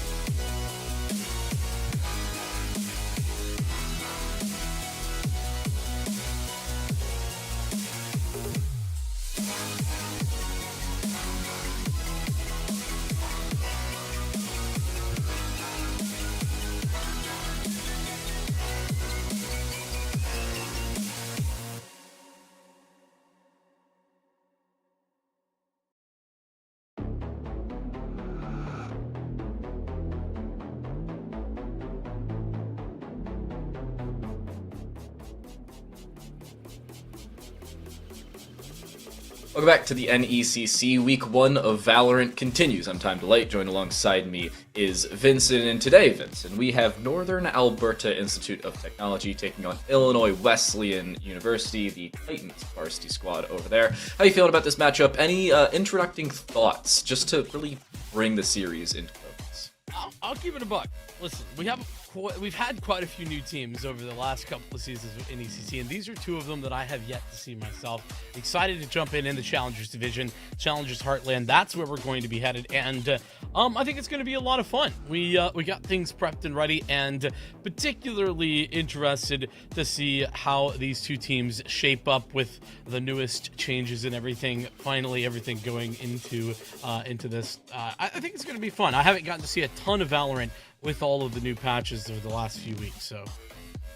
A brief geography lesson for everybody who's from Northern Alberta or from Illinois Wesleyan. Northern Alberta is northern Canada, that is a province in Canada, and Illinois Wesleyan is about an hour and a half south of Chicago in the center of the United States. So now that you've figured out where each other are, you can find the circle. And Vincent, into this series, Challengers Division, you're looking at pretty good squads. Speaking of the squads, by the way, let's take a look at our lineups for today. We will start things off with Northern Alberta. It's Kiro, Ao, Hasty, Taken, and Yokai. I feel like playing Rainbow Six Siege with Yokai. True. Yeah, that's a good point. Apparently, we've been told that this is not correct, though. It's not right. Okay, we've been lied to. I don't. No, that is. I have. I think it is. Yeah, I think that's right. So. Some of it's right. Yokai is not. Halfway there. Let's swap things over. Okay, let's move on. Moving along. We'll try to figure it out once we get into the game. Hopefully these are right. We got Park, Funman, Hysteria, Echoic, and Phantom. Those are right. I'm looking at them. So yes. They're absolutely right. We got a senior who's an undeclared major. Park, my friend. What? Figure it out. I don't know how that happened. I am praying for you. That's all I have to say. With that being said, let's. Oh, hold up. No, that's the old information. Senior major is design, technology, and entrepreneurship. And apparently, an interesting fact is. Can we get the cameras back? In Fortnite. Yeah. Can we get the cameras back? In Fortnite. I just. This is me right now. You know what? It's a troll kind of day. It's okay. It's fine. You know what? We're not even going to talk about, or even look at, rather, what maps. I will tell you what we're going to be taking a look at. It's Icebox, Ascent, and Pearl. I'm looking at the sheet. Surely this is correct. Excited if we get to see a Pearl TTL. What I am also not so excited for is the fact that we're starting out over towards Icebox. Listen, it's Ascent and it's collegiate. Like, that's to be expected. But Icebox just, let's just hope it goes fast. Welcome to the frozen tundra. I suppose as soon as Icebox stops getting picked in collegiate, hell will freeze over instead of our screens. So that's about where we're at. Illinois Wesleyan will start on the defensive side. This is Northern Alberta's map selection. Some notable composition changes, I think, since the recent patches is you'll see more often than not double Sentinel here on Icebox, and Sentinel does not count Chamber. I know double Sentinel used to be all the rage back when Chamber was actually TTL. I have a correction already for you, my friend. Oh jeez. You see, the problem is that Chamber was never a Sentinel. He was always a duelist until this point. Thank you. And he's just now finally become a Sentinel. So it was always double duelist, actually. Just thank you for the record. Sorry, I had to put that in. I had always called Chamber a quote pseudo duelist since the game came out, and everybody told me, no, he's a Sentinel, he's a tripwire. No, he's not. Yeah, he was not a Sentinel. He has a jet dash, but it's better than everything. Okay, yeah. Anyway, all of our molding aside, yes, you're absolutely right. We are going to tend to see the Sage come out, and yeah, since the adjustment to make Chamber no longer God tier must pick, it has been a little bit of some different ideas. Not necessarily a consistent theory across the board, and we are seeing some different ideas here on either side of the board. Got a bit of an extra Sentinel in that KJ. What are your thoughts? KJ feeling good? I've always liked playing, or actually, I've liked casting KJ. I am bad at Killjoy when I play her. I am an initiator one trick, and every so often I happen to use Phoenix because I decided that I want to. Fellow Breach enjoyer, I see. I play Breach every so often, but my main one, or my main two, I suppose, are KO and Sova. But the conversation around a Killjoy is always a chaotic one, especially when you're starting on the attacking side. If you're starting on the attack, your opponents are not usually bringing you Killjoy, or you are not usually bringing you Killjoy, because you want to have more aggression in the first half, because you're definitely playing all 12 rounds in the first half. All in the second, you want to have full efficacy of your agent's kit for the most often. Interesting way to think about it. You know, fair enough. One thing to note as well, defensively, you have that KO that you were talking about as well. So a little bit of double initiator versus the double sentinel. See which one is more effective as we move forward. Gonna have the early owl drone out here towards the B site for the attackers. And Northern Alberta, finding nobody home initially, will continue to move forward.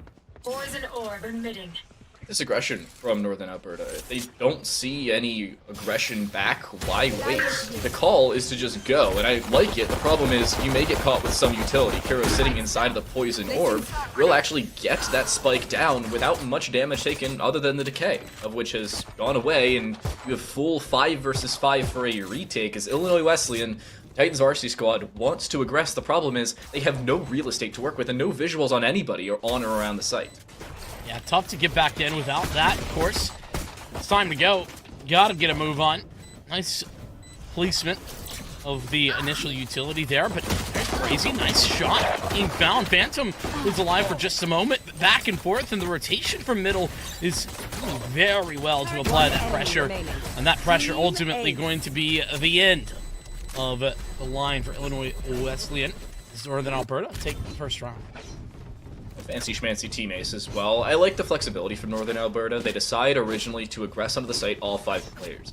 But as soon as Illinois Wesleyan does not set up a flank, it does not apply pressure from anywhere that is not directly around default or the yellow box, Northern Alberta decide, let's go a different direction. You see the aggression towards mid as you noted. It worked out perfectly, forcing Illinois Wesleyan to turn their attention and flip their perspective. It obviously led to the downfall. Well put together by the attacking side of Northern Alberta. The Canadians taking strong and taking the pistol round. But of course, it's the attacking side of Icebox. It's kind of what's expected, so Illinois Wesleyan still have some wiggle room. Northern Alberta doing some wiggling of their own, back over towards the B side specifically. Already set up the toxic screen, and the orb is there as well. Nobody's home to play defense to this site. Northern Alberta going to get the plant pretty much for free. So a rotation back in.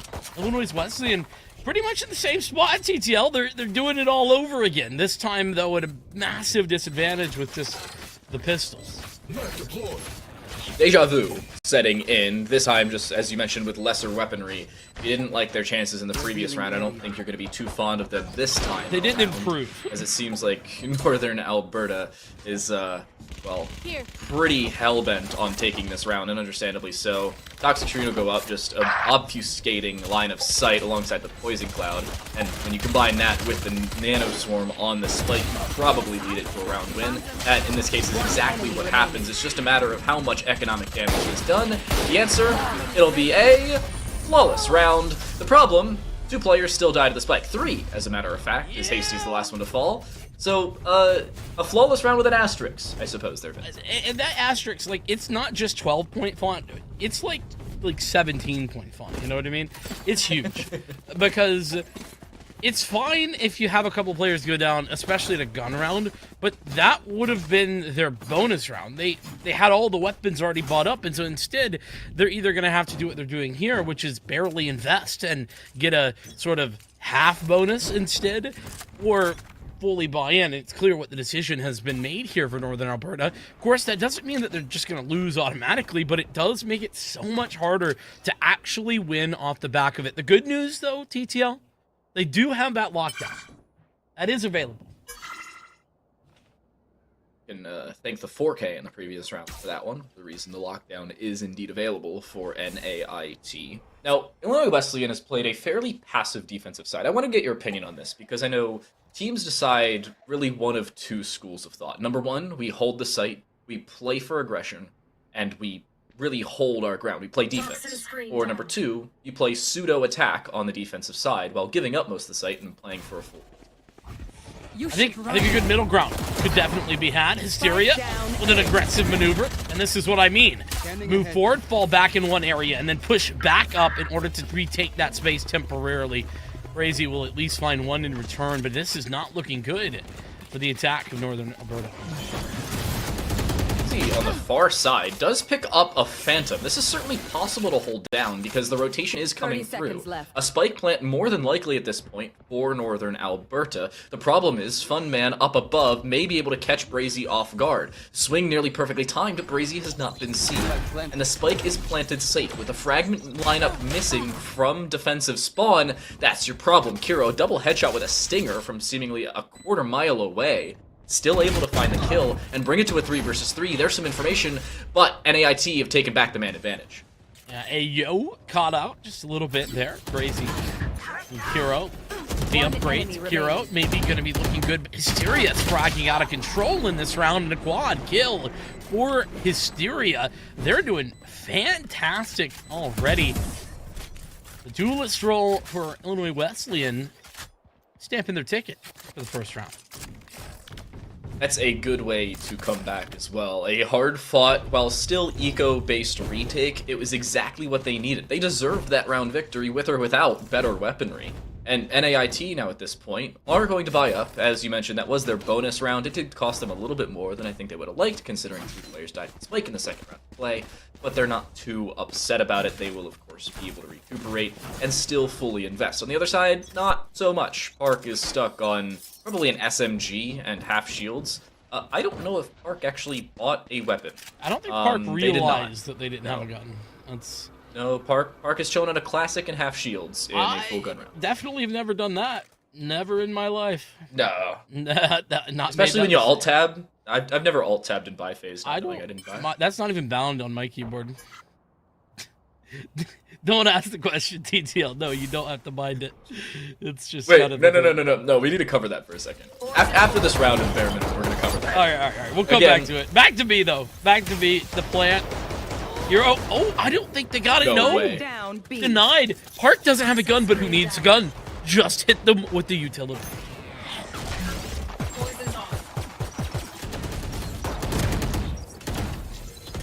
Fun man. Not quite able to do the damage anticipated, but there's still no plan.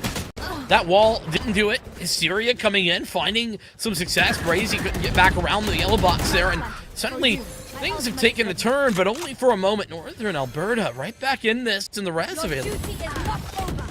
This comes through, 4 versus 1. Echoic left alone does find a first onto AEO. That res makes their life significantly more difficult.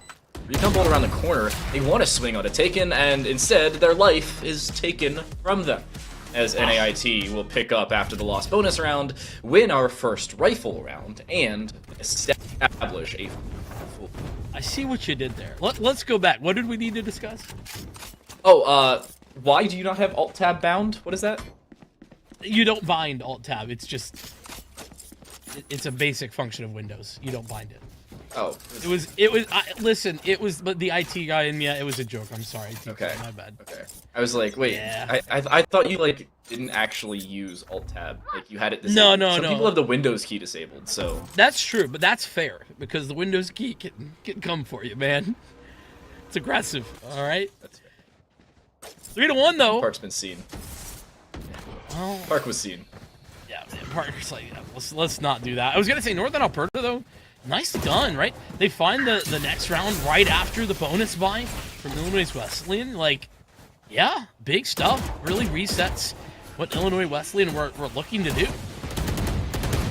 That Poison Cloud goes back up, but no extra snake bite available, so they will get that spike down. Pretty good setup again for Northern Alberta. This is the 3rd time they've done this, maybe 4th, if my memory serves correctly, but it's still consistency for them. And it's worked out, well, now 2 of 3, trying to make it 3 of 4 times. That Bladestorm from behind just walking in through mid. They want to fully set up this retake. The problem still is they haven't created enough real estate control towards main. Hysteria not being seen luckily enough by that recon bolt, but still needs to get aggressive. No opportunity to take a gamble shot. There's a Bladestorm, but it hits nothing but thin air. Park around the corner only finds one. An immediate trade is there, and there's just not enough time for the Titans varsity squad. Even with consolation kills, it's still the Canadians walking away with their 4th round victory. Yeah, and they've really done a good job of just, I mean, yeah, it's the same consistent approach, but like, if Illinois Wesleyan are going to give them that space, why the hell not take it, you know? Exactly. It's like, okay, if y'all aren't going to play on the B site, we'll just walk in, and if you can't retake, well, then you're the one who has to figure out what's going wrong and how to deal with it. So, all of that, I think, a good sign for the likes of Northern Alberta. Now, got to keep in mind, this is their map pick, okay, you know, fair enough. You would expect them to be doing well here, but still, a very strong start, and it's showing no signs of stopping. They've got the Bladestorm up this round, alongside the Ultimates as well, and I think honestly, the fact that they've been willing to play these post plants makes it so much more effective for that Sova. Hunter's Fury for both teams. The problem is having the Hunter's Fury on the defensive side may deny that spike plant without even allowing the attacking setup to even fruition. Shock darts being set up. Attempt at geometry. AO instead gets dropped and will have to start digging their own grave. 6 feet, by the way, is the advised amount for all of you mathematicians out there. And is that advised? Who provides that advice? Is there like a I don't know, like a national service for that?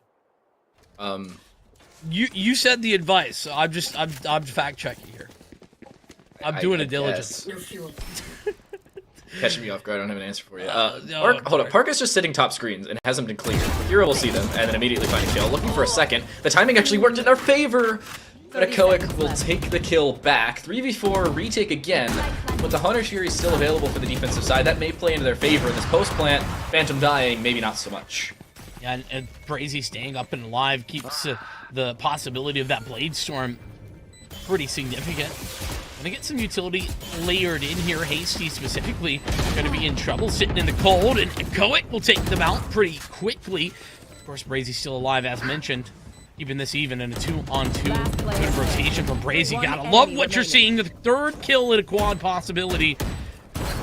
1v1. Just taking a shot, tapping, looking around. And all of that time ticking off the spike. Northern Alberta potentially going to win it. And yeah, I don't think there is time. Valiant effort from Hysteria. Just better setup and better time-based there for the attacking side. I feel like the man advantage helped them a little bit later, but Brazy really just throwing off Hysteria. Not allowing them to stick that spike or initiate that actual gunfight and engagement, instead just strafing, then swinging, and then tailwinding across, then hopping on the rope, jumping off of it with a shot to mask their drop. Seemingly every sound cue or visual cue hurt Hysteria in that round, and Brazy just baited it so well. Northern Alberta now really looking to take this by storm, and the problem they're going to run into is, well, a few. Number one, they're not on the B site. Number two, the ultimate they've decided to use that creates a lot of control for the defensive side is on the wrong site. And number three, they have a lesser weaponry. Not the greatest up against Northern Alberta. Hey, TTL, they're going B. Are they really? Yeah. Again? No, the Hunter's Fury there. Listen, it's too bad. Planted. It's too bad it was kind of red. The plant was off just by a little bit, but Echoic does a good job adjusting. Still gets a kill out of it. And it is going to be a lockdown, though, for Northern Alberta. That's going to... Yeah, well, it is going to just keep them out. They can't start to attempt this retake until the lockdown is no more. And, of course... Wait, hold on a second. How exactly did 2 players get caught in this? No. 3 players were caught by the knife, not the by the suppression, not the lockdown, and well, it turns into a false sense of security there for Illinois Wesleyan. Hero a casual 3K, 2 with a nano swarm, by the way. Utility frags for the first time in this game, other than the snake bite, I believe, all the way back. 3. Regardless, it's still a round win for Northern Alberta. I was caught out by that as well. I was like, wait, how in the world did 3 people just get caught in a lockdown? And then I saw 3 suppressed, and I was like, never mind. Full debated. That's on me. Yeah, my bad. Just can't read, apparently. You know, they said that wasn't necessary. Clearly, I was lied to.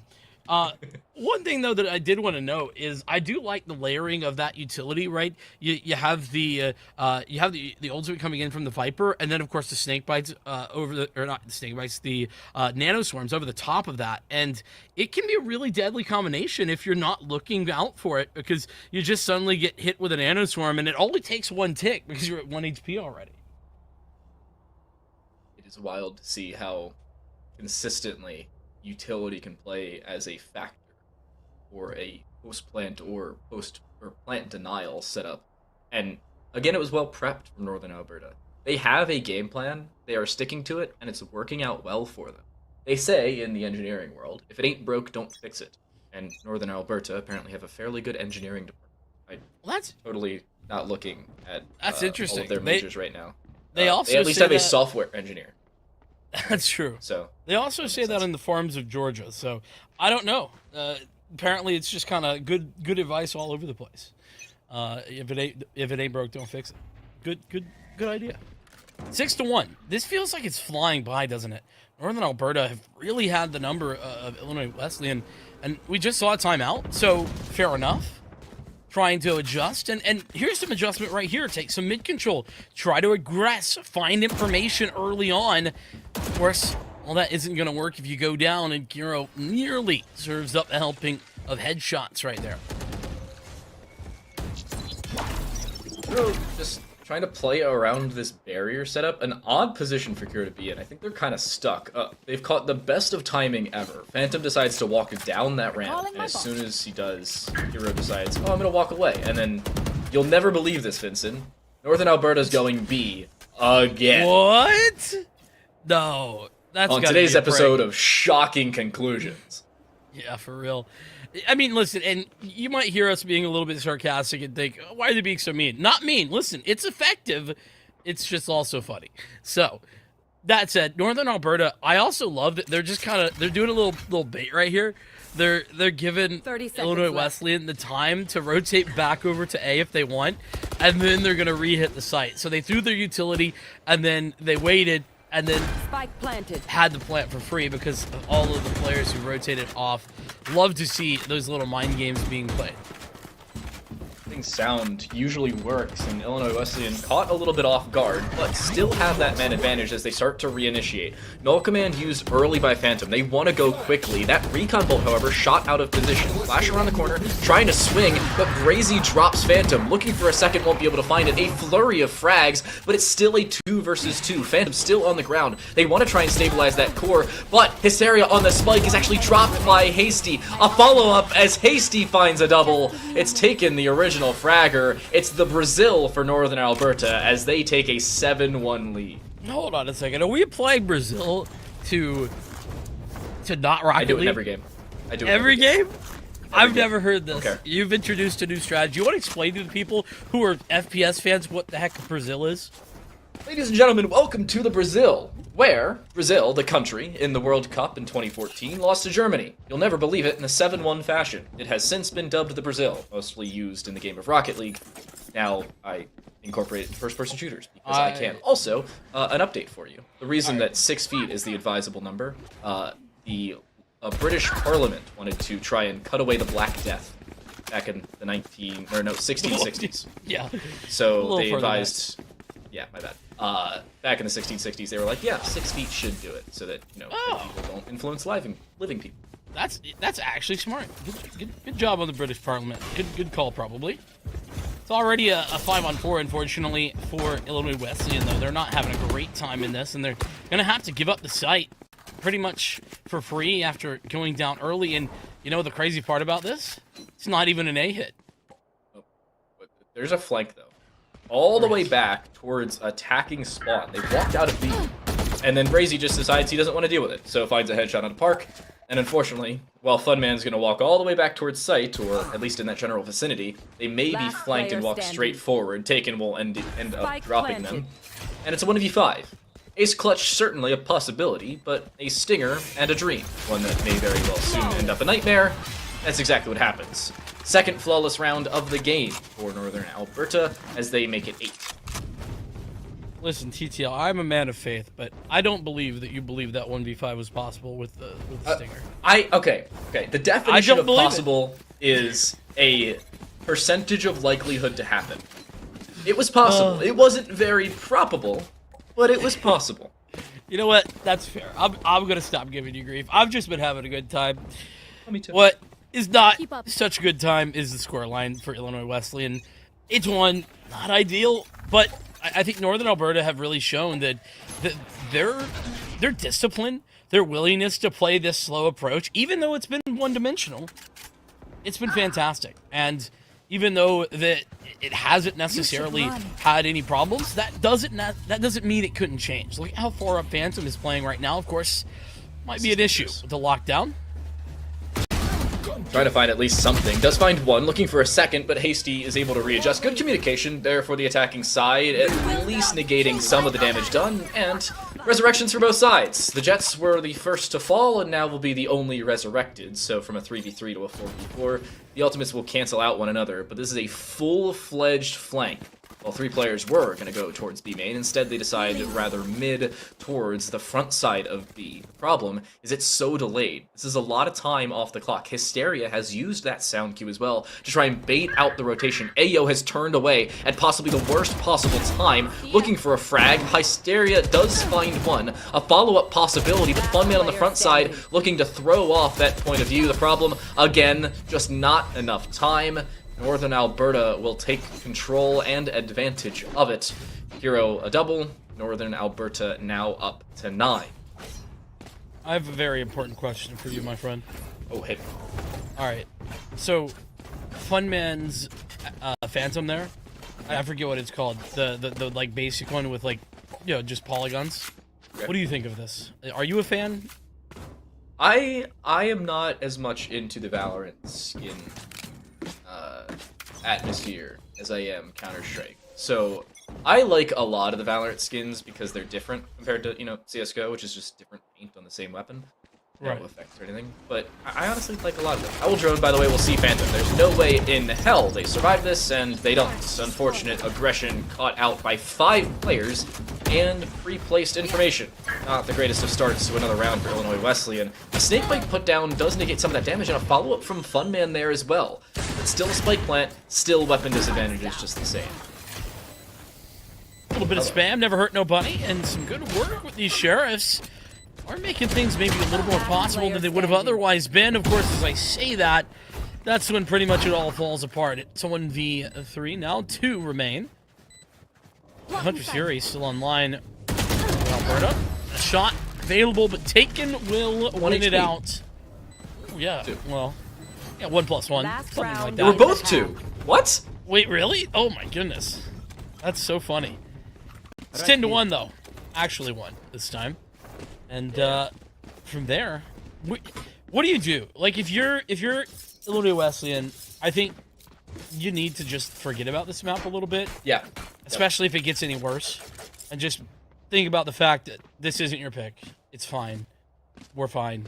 It's all fine. So there's pessimistic TTL, and then there's optimistic TTL. Optimistic TTL would say there's still a second half, 10-2 scorelines are certainly a possibility, but it's not the most likely thing, at least you want to give it a shot. Pessimistic TTL is going to say move on to Ascent. It is map 2, you probably have a better shot at winning that and prepping for that now than actually playing this map. I'm going to take the general middle road, where you don't want to harp too much on the outcome of this map, but you still want to make sure that you're prepped for the second. Brazy preps their Tailwind already, and immediately drops a Coax. Not the greatest of starts to the final round of a 10-1 half. Lockdown set up, and Viper's Pit and Bladestorm already prepared. No ultimates whatsoever for Illinois Wesleyan as they try and pick up their second round of the game, and Hysteria is already dead. Is it just me, or has there been a boatload of these lockdowns? I feel like there's been one every couple of rounds. It's been very consistent to me. Player A yo standing. with a nice shot.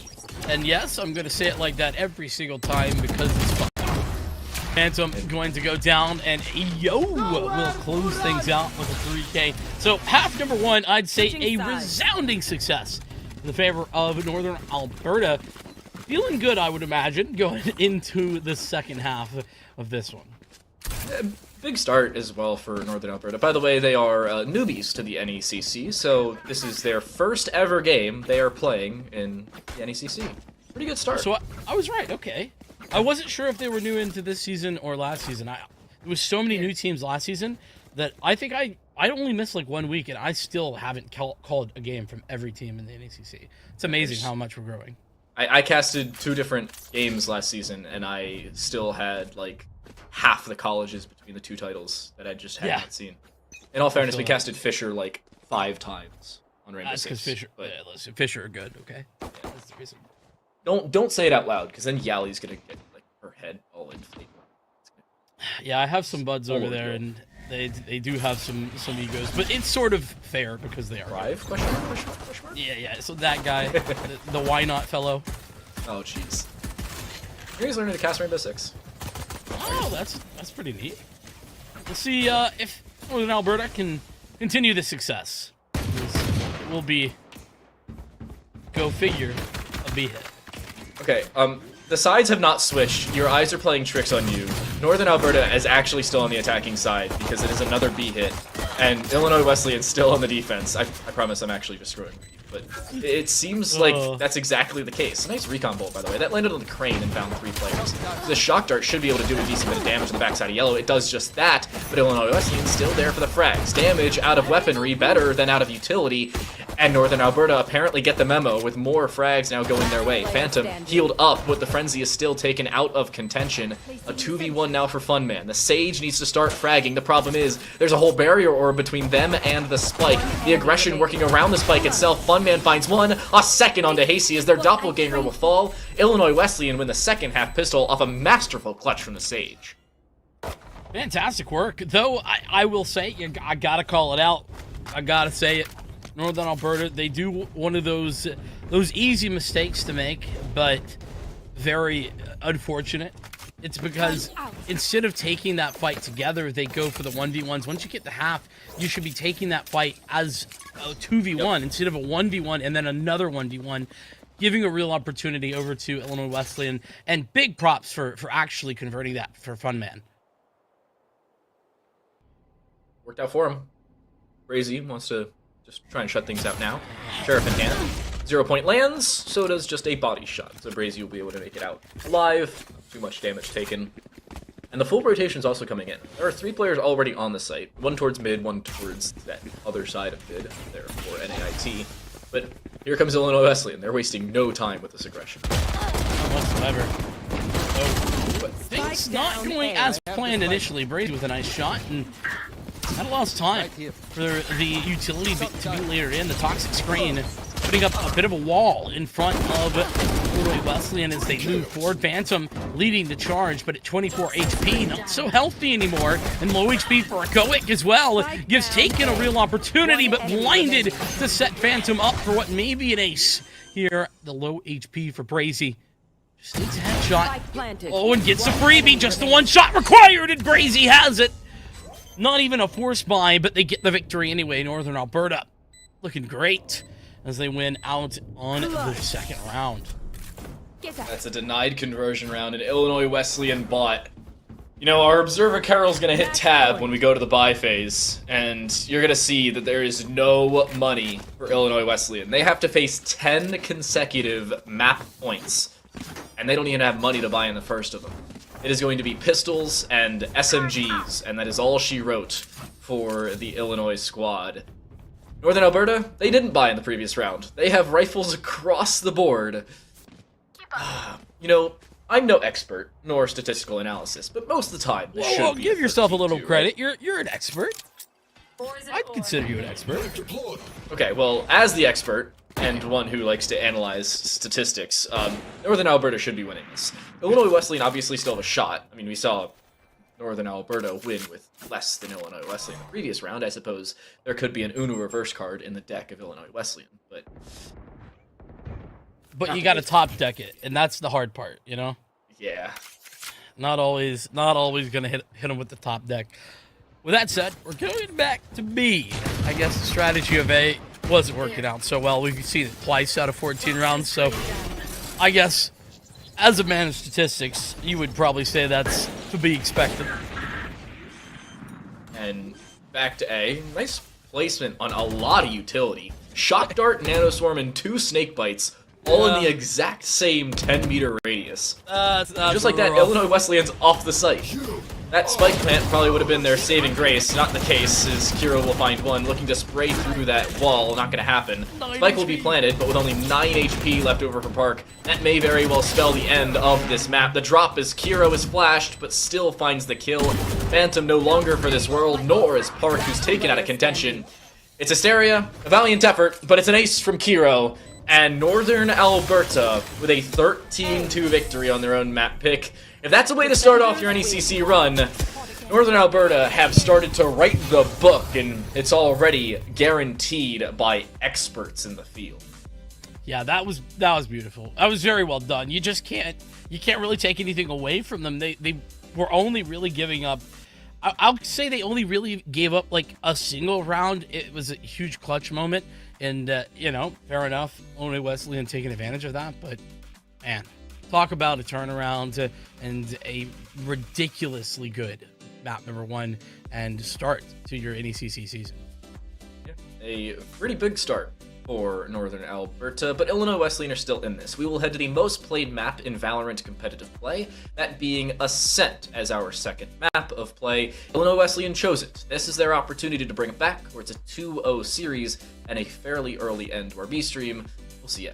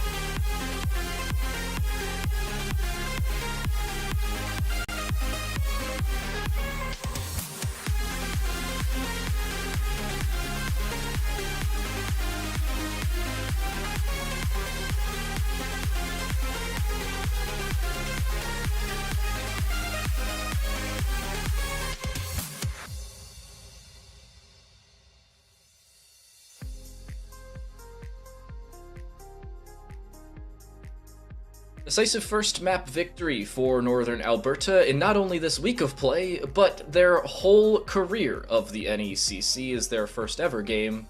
Puts a W in the win column. They'll take things with a grain of salt, however, as they're still the best of 3 to play. Sent up next, as our background assures us. I'm time to beside Vincent, and Ascent needs to be a different story. Just not for Northern Alberta, more for Illinois Wesleyan. My background? That's Harbor, not Ascent. What do you want about?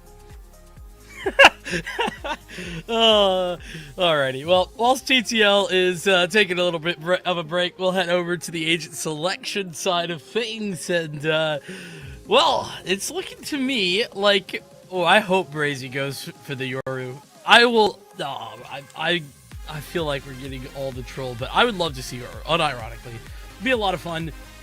Phantom, on the other hand, blocking the Omen, and we're going to see that difference between the two controllers. I've been liking how Ascent has been going lately with the different ideas on what you want to see. The synergy between the Astra and the KJ is a lot of fun to watch.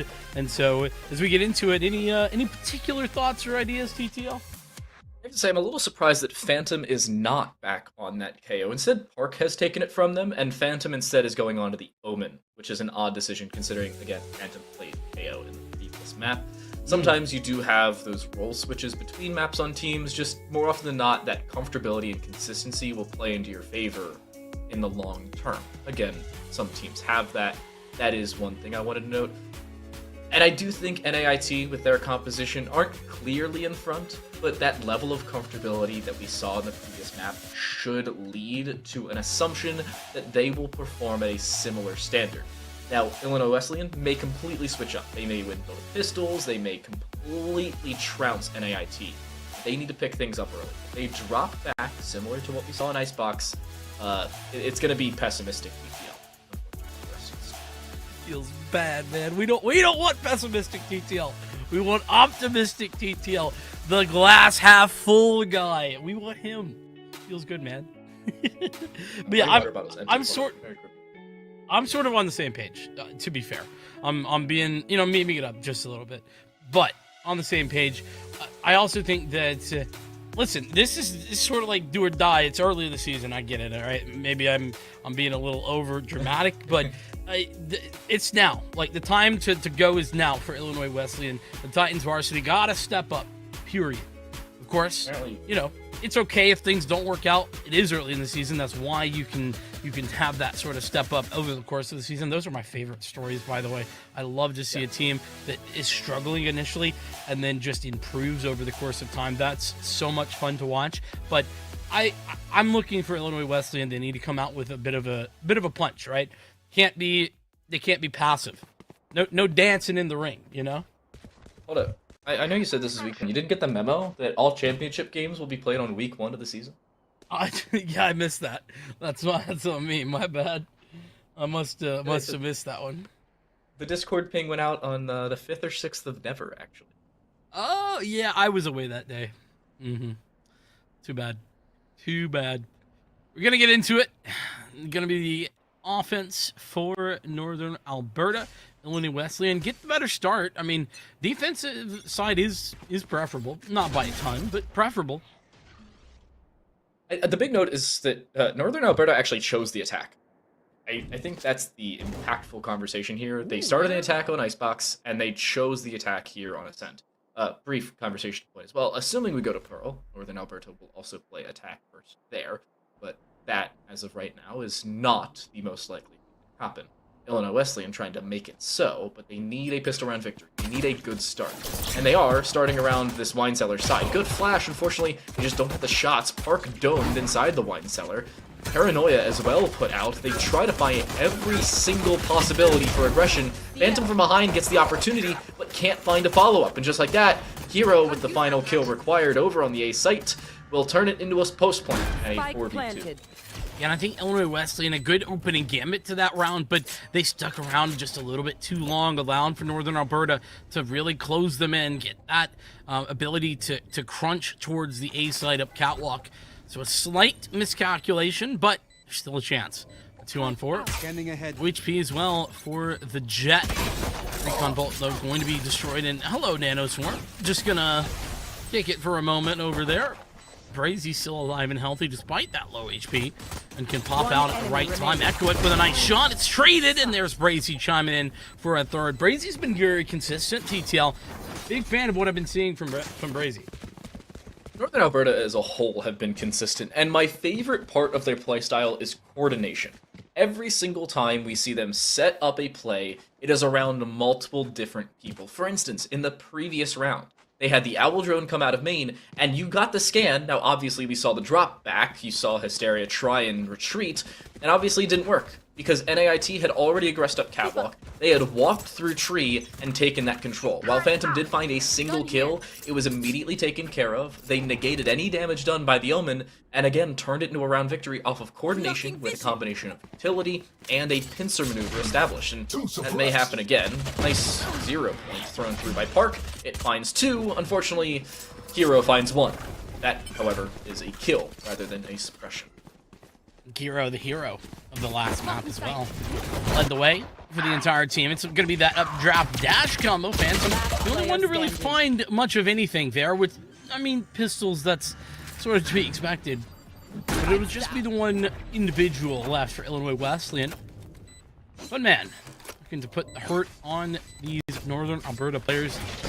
Fortunately, with a classic, not so great. The chances Giro is going to collect a triple, and already has that lockdown, man. We've seen so many of those in that first map, and round 3, it's ready to go again. Crazy with the setup as well. I'm gonna keep saying his name until he stops doing cool stuff. That Fair. time, you know the updraft dash on top of generator. Yeah. Everybody does it. Do you know the reason people do that? There's 2. Well, I mean, obviously it's pretty tough to hit the dashing jet, but also it really pulls the attention of the rest of the team so that then you can walk in behind that dash and find easy frags. So the 2 technical reasons are actually, the first is it draws your attention. It makes sure that you have to look at the jet. And if you don't and you continue to look elsewhere, that cloudburst only has 3 seconds of efficacy. As soon as that drops, jet then has line of sight, and you die from the exact same thing that you thought you shouldn't have looked at. And Easy you end peasy up done. losing. It's a double-edged sword. Nice flash, by the way. It lands in the market, but it is anti-flash by Park. Re-aggression from Echoic finds 1, but there's the coordination back. Illinois Wesleyan with a 2-for-1 trade. They open things up fairly well. The problem is they've lost a little bit of control. Now only 1 player on A, the second now still rotating over. But NAIT, this is their bonus round. Keep that in mind. This is not a requisite win. This is that was a good setup, though. I mean, that's something that was lacking back on Icebox.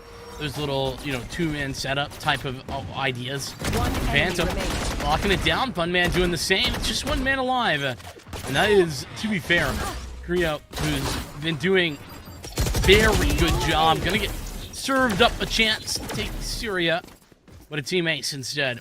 13 HP remaining. Illinois Wesleyan, they're on the board.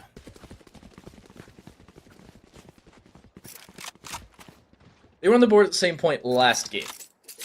Okay, I wasn't going to mention that, but now that you have, you're right. Well, they do have that consistency. They are not allowing bonus round victories. That's a positive note for them.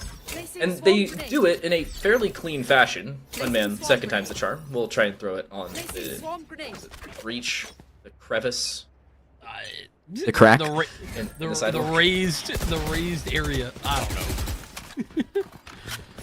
Well, whatever it is. It's still Illinois Wesleyan denying the bonus run. So at this point, Whatever it's it still is, weaponry. There's utility there. Yes, and Northern Alberta have decided to go A again. They are going 4 for 4 on this site selection. Some deja vu back to Icebox, where it was, what, 13 of 15 in the entire game? But it's utility used on that default plant spot. A fragment and a nano swarm, each find a kill. A follow-up is there from the Killjoy herself. And a 2v4, 2v5 actually. Illinois Wesleyan, a clear advantage. Not the ideal situation, swinging with the 1 enemy a remaining. weapon in hand. Funman will go for a third. Hero doing well to find 3 themselves. Enemy remaining. Even gets a 4th. The ace on the cards of potential, but no, wait, Hero knows. Well, then Echoic is rotating in, and it will indeed be denied. Illinois Wesleyan, for the first time this series, take 2 rounds in a row and start to build that eco.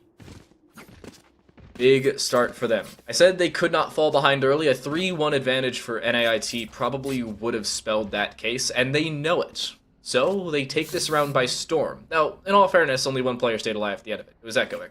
But the way they started was the round-changing start for them. And Northern Alberta just could not come back from it. As much as they tried, it was still a round loss. And nothing. Illinois Wesleyan now giving themselves a good jumping off point. The diving board has been sent to hop in the deep end. Just, they don't want to be sent to, I suppose if I'm going to go with the analogy, kiddie pool. All set. We'll see what these blades have to offer us. Hopefully there's no Lockdown as blades well, around the to kiddie be fair. What's that? Hopefully there's no blades around the kiddie pool. That would be bad. Yeah, that's fair enough. Don't want that. But these blades, certainly deadly, but Mark has gone back into pizza. That is... Yeah, I was about to say very aggressive. That, because then you got to get out. And getting out is tough. Gonna get a bit of a reset on those blades, and from here, things are looking good because now you can utilize this lockdown. Funman has brought things back to an even scenario. Sure, the B site should be theirs. Up for grab soon. No Hysteria with a nice shot.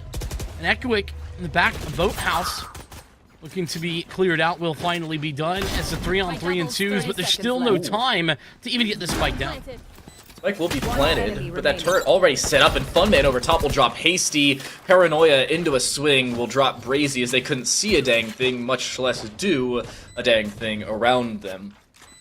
And Illinois Wesleyan, again a well set up retake. Instead of completely collecting themselves as you'd usually expect from a defensive side trying to retake with a man advantage, they decide, we have an advantage, let's go. Let's not allow them to gather themselves. And Northern Alberta, their first time out in the NECC, used in VALORANT in their second map play, and this is also the first time they have ever been losing in the NECC.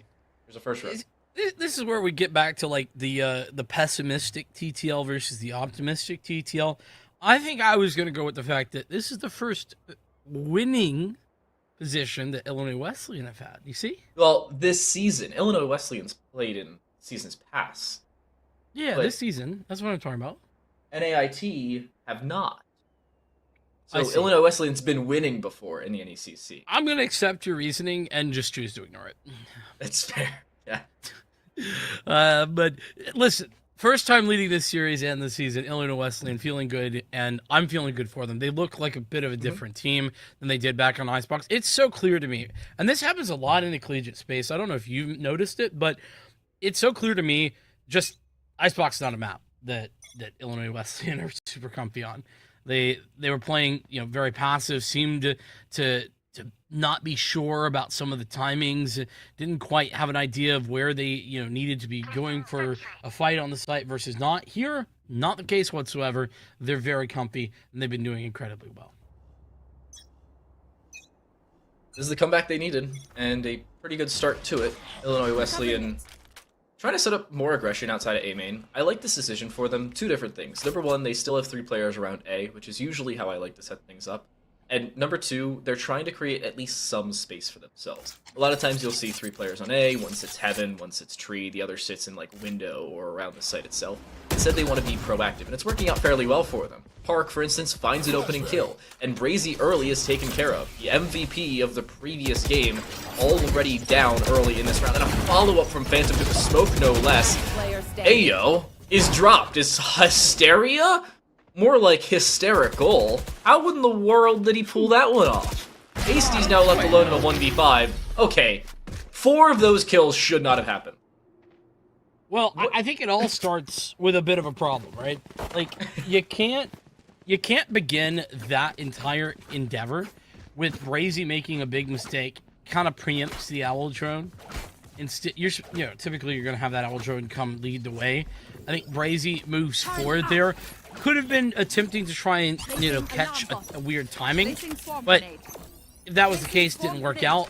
And if it wasn't, just this flat out mistake. And that's what really starts the ball rolling in the Illinois Wesleyan favor is, I mean, Phantom was ready.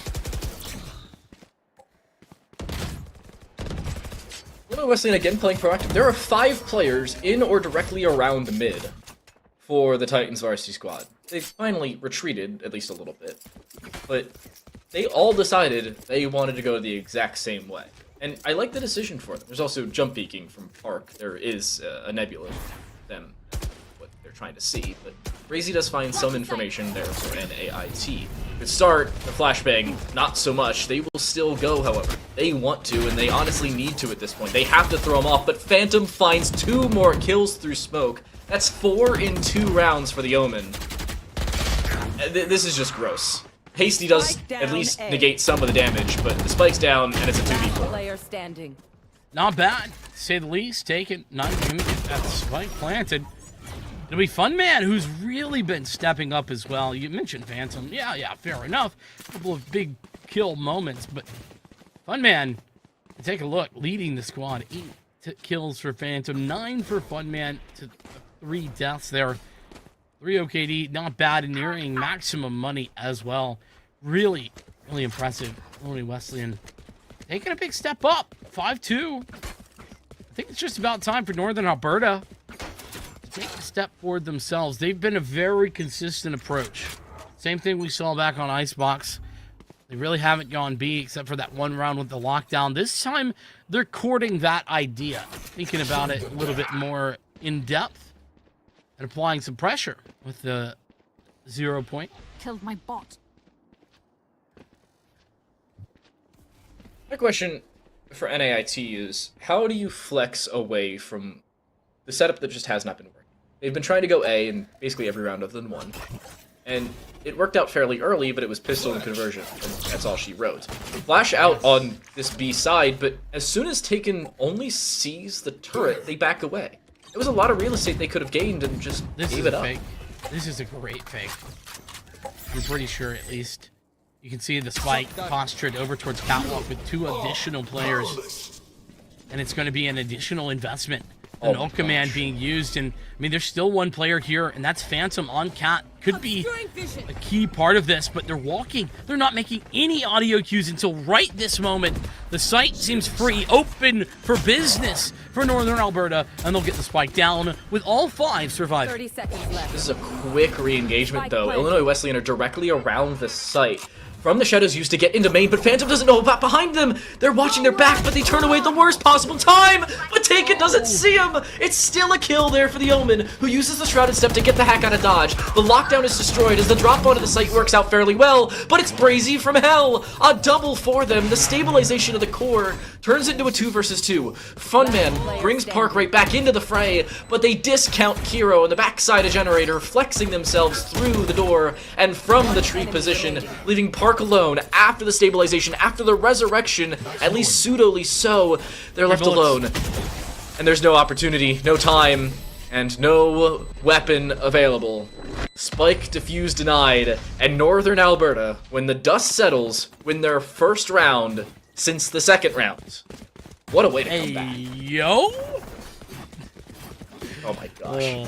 Sorry, I had to. It was so perfect. It was so perfect. Northern Alberta, though, big props. And Kuro especially doing a really good job getting involved there. But it actually was Ayo to do the big damage in that round, really being the sort of the crunch man in order to deny the drop towards hell and create that crossfire. So, big props. And are we gonna see an actual B hit? We saw a fake B hit. Actual B hit, potentially? No, spike 2 in the other direction. You should run. You just can't quit A. No way. They're gonna try the full me one time. The problem is full A main control is there for Illinois Wesleyan. And NAIT has been seen. I think the spike has been as well. So even with the lockdown invest on the B site, there are still 3 players on A with a 4th and 5th. Now, honestly, they could rotate fairly quickly. This is basically the round restarting. A whole lot of nothing has happened other than an ultimate used and a little bit of damage done. That's not a great start for Northern Alberta, but a smart flex from Illinois Wesleyan. They learned from the previous round, and this time instead of forcing themselves to retake in a 5v5, they just deny the original take. Yeah, and I think that it really does go to show that Illinois Wesleyan playing a game where they're paying attention. Syria paying attention to the entry, and Hero thought, well, I could just walk in for free. Surely nobody will be paying attention to me. Not the case. Hysteria still there. The Blades doing well. A second frag to be had, and Brazy's down. Round far from over, though. Tailwind out does keep him out of harm's way for the time being, but over-aggression from Taken, Funman aware of it and able to find the kill. Shock Dart misses, and Ayo in mid is able to find a frag. Hasty sitting in Boathouse, so the two players left over for NAIT are fairly far away from one another. Cosmic Divide is on the board, but Hasty tries to get out of Boathouse and does so fairly well, sitting inside of their own nebula on the site, but you can see Illinois Wesleyan all worried about main, and understandably so. Echoic able to shut down their counterpart, but outside of Boathouse, Hasty only able to do damage. Illinois Wesleyan able to target, prioritize, communicate, and turn another round in their favor as they double up NAIT 6-3. Man, that's so unfortunate for Hasty as well. Had such a good read of the situation, does look very good, and then just waits a little bit too long, I think, to pull the trigger, to go for that actual play. With that said, on the board is Hasty, and Illinois Wesleyan still continuing the lead that they've been able to set up, and especially now that they've, served up Northern Alberta a bit of their own medicine from last map, where they win one round, and then they instantly get punished with a round loss. It's not a full reset of economy by any means, but it certainly doesn't feel good, and the Pistols are forced to come out because of it. Northern Alberta forced to work with little compared to what they could have had. Shocker. Audio cue of the Ultimate Orb, obviously, leading to the advantage setup there. Always a chalk dort. What? Don't worry about it. I feel like this is an inside joke with you and Los. A little bit. It's okay. I'm sorry. Left out. I should. Yeah, that's on me. Cries tears Hysteria, of being left out. Listen, Hysteria's not leaving anybody out. The op could be. You could die to the op. Anybody's there. It's fine.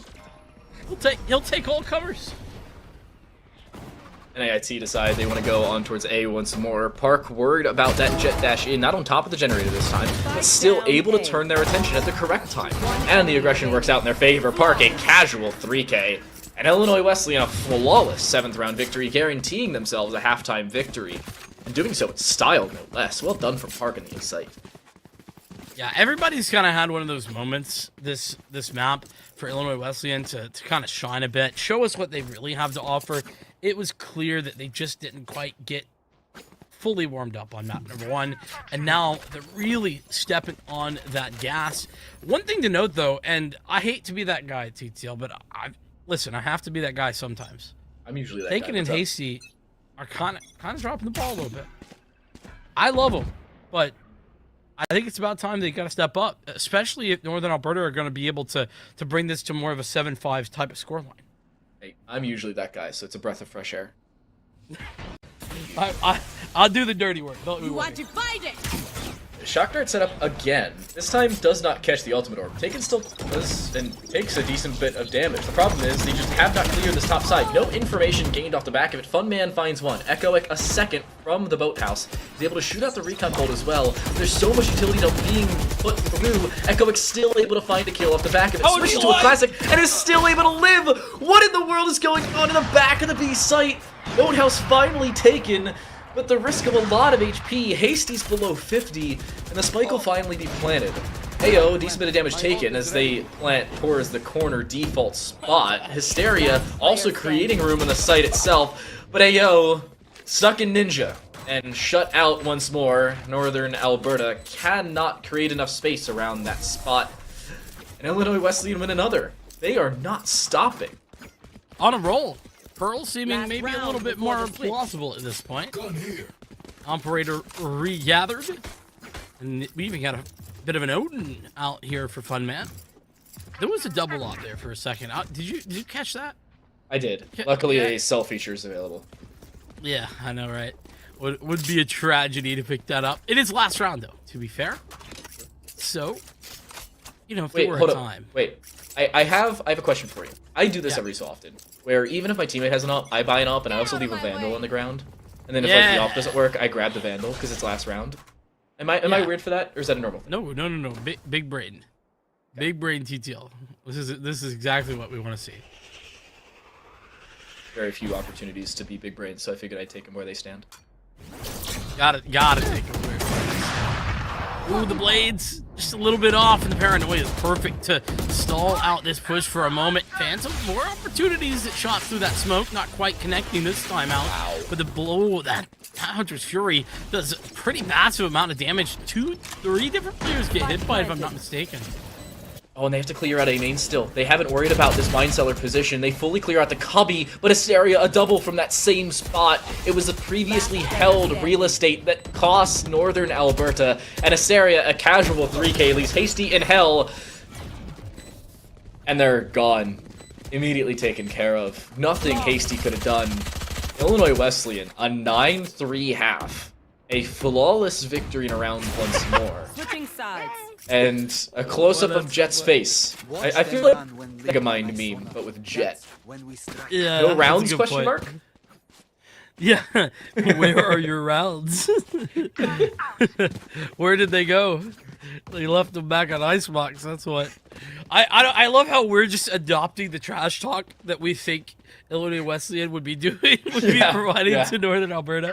Like, they're not even trash talking, we're just on their behalf going for it. It's great. 9-3, a great turnaround. Love to see that from Illinois Wesleyan. I think that this should be easy enough to close if they continue to play as well as they have been. Look at the consistency in that frag distribution as well. Echoic and Park down at 9, but the highest is 13. Just 4 between the entirety of the squad. It's not a large range by any means. Illinois Wesleyan trying to close things out quickly. The problem is they've walked into a whole lot of utility and even more firepower. As 2 players already fall, they haven't even got the spike down, and I don't think they will. Funman will try to initiate it. There will be aggression coming back with only 22 HP. Funman, not very long for this world, does find a Constellation headshot, but is left on a 1v5 and won't even be able to detonate their Nanoswarm, much less find a kill off the back of the round. Flawless pistol round for Northern Alberta. If they are able to come back, this is a way to do it. Fantastic start for Northern Alberta. Gotta agree. I have more important questions, though. Oh, jeez. Do you detonate a Nanoswarm, or do you activate a Nanoswarm? Or something else? I feel like it's a combination of the two. Because to activate a Nanoswarm would just be for the entire radius of the Nanoswarm's efficacy to already be occupied. But that's not the case. The Nanoswarm detonates, or you activate the Nanoswarm to detonate. And then it creates a larger area of effect. I feel like it's a combination. Right, I'm really going to need a lore video on this. It's very important. Very important information. Well, like if you had a grenade down, right? If you activate the grenade, it just sits there. But if you detonate the grenade, it disperses. Okay, so I hate to be that guy, but that's just not how grenades work. You pull the pin and then it's activated. Shush. Right. Okay, I'll stop. Vincent's a because hater. Brazy's Good. Continuing. Yeah, okay. I was trying to get there, but I was a little slow on the uptake. 5-9. Nicely done, Brazy. Classic situation there with the Sheriff in hand. We saw Brazy do some of that that right at the back end of last map. Good to see Brazy stepping up once again into that role. And 2 rounds down here for Northern Alberta. That's the most that they've found in a row for this entire map. So they've equalized that.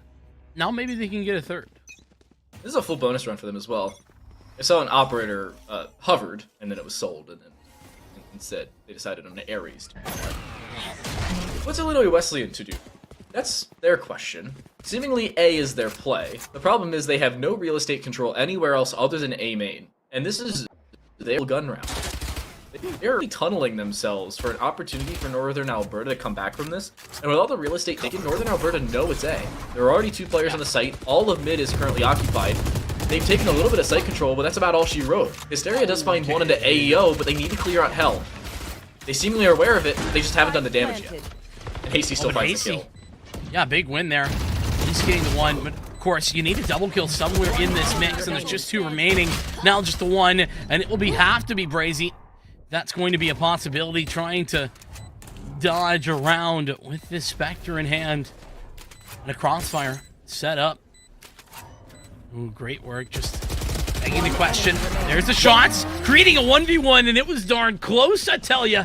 As Brazy can't quite connect the dots. 10-5. Illinois Wesleyan still doubling up on the rounds of Northern Alberta. You know, I have to say, the 9-3 curse is all written up to be this whole fable about superstitious players. But humbug. It is an understandable analysis. You go 2-1 when pistol round and conversion round go one way, bonus goes the other. A few rifle rounds off the back of that original trade, and you have another round traded. At the end of the day, it's not this superstitious thing. And NAIT, I think, are aware of that. They're not discouraged by any means, especially after that first map outcome. Hysteria decides to hold W, and I'd assume Q, considering they tailwind through the tree. And Illinois Wesleyan have just taken the site and made it a 5v3. Never mind. Never mind. It's a 3v3. Don't worry. Your counting is just wrong, apparently. Is blink and you miss. It's now 3-on-3. Low HP as well for this Jet. AC already connecting one shot. He's got there another one there. Park at least going to trade things back with this operator and 5 HP. It's tough. And now just the one. A missed shot. No and Kiro way. has it. Another 3K there for this Killjoy. Wow. You know, pessimistic TTL would say that was a poorly set up 5v3. They gave away everything, but the reality of the situation is Illinois Wesleyan did nothing wrong in that round. They took good control, and they played around their aggression. Hysteria took tree, unfortunately was sent away later on, even picked up an operator for their troubles. But NAIT played around one another. The buddy system is not just something that you employ in real life to try and keep yourself safe out in public. Sometimes it's for first-person shooters as well, and it worked out perfectly for Northern Alberta. They took tree, they then dominated the site, and then established control around main, forcing out 1 versus 1 or 2 versus 1s in their favor every time. Crazy caught off, maybe thrown off here, and is. Fun man the opener. Poor start for Northern Alberta after what was a seemingly amazing finish to the previous round. I have questions for Brazy, and they're not nice ones, so we'll leave them alone. Taken. Nice shot. Nice shot. It's hard to sometimes catch that. Ooh, Take flight. I don't know how Funman found Kiro there. What a great find that was. Still, somehow, someway, Northern Alberta have made this into a 3-on-2 in the favor of themselves. There's the no commando. Illinois Wesleyan. You want to pull that out. The problem is the positioning, and it seems to be very clear that the knowledge is there. It's 2-on-1 now, and Phantom has just half health. Taken. This is going to be a 1v1 though. Remaining. Big victory, 9 health. Just going to use the Shrouded Step to get away for the time being.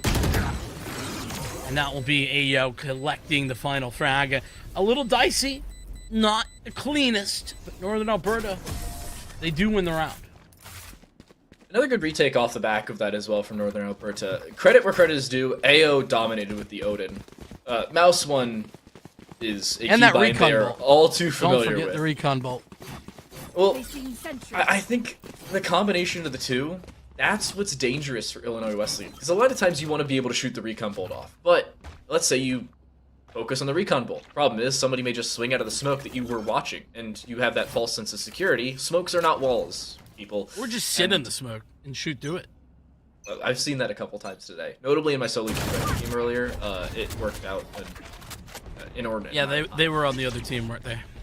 No, actually, they were on the other team. It just did not work. Sorry. Shorty plus smoke, not the greatest up against SMG. Look at this change of pace. Illinois Wesleyan very quick onto the site. Looking to deny the plant. Phantom might pay for it with their life, and they will, but the spike does go down. So, worth? I don't know. We'll see how it goes. The lockdown confirmed, as well as the Blade Storm, and there's nothing to answer it from Illinois Wesleyan. Oh, Brazy was on the flank but made a sound cue. They knew about Brazy. The problem is there's no utility left over to deny this spike defuse. They do not contain anybody inside of the lockdown, and a proactive swing from Kiro, so well timed off of sound cues, baited in with that spike tap and sent to the grave, courtesy of Kiro's Spectre. Upgrades, upgrades, upgrades for Northern Alberta. Rounds, weapons, and opportunities. Combine that with their economy. They're in a pretty commanding spot, even though they're 2 rounds behind. Is that a robots reference? Upgrades people upgrades? I think so. Yeah. Okay. Upgrades people Just making sure. Big fan. Yes, robots. Big fun. Northern Alberta feeling good. And especially now walking into an anti-eco round. Just a marshal, a couple of upgraded sheriffs. I think we saw a stinger. A real inside joke would be that this is great sniper. One of the best. The stinger. I mean, it was before the patch. It actually No, was kind it of nuts from long distance. Dude, listen, you just ADS and burst, and it's just goaded. Alright? So I can't I'm tell if you're telling screwing with me or not, because that never works for me. I'm not screwing with you. It's, I mean, I am a little bit, but it's actually pretty good. There have been worse weapons to use from 20 plus meters, let's put it that way. Yeah. Classic, surprisingly, is not on that list. 0 Point will find 2 players? No, surprisingly didn't find Funman or Economic. And Illinois Wesleyan, no real cue as to where they are. They're trying to initiate onto B. The problem is, Hero's already there, and rifle. Yeah. And then pulls out the utility as well. The nanoswarms make it tough to find any sort of follow-up if you're Hysteria. 30 seconds left. TTL, they gotta go.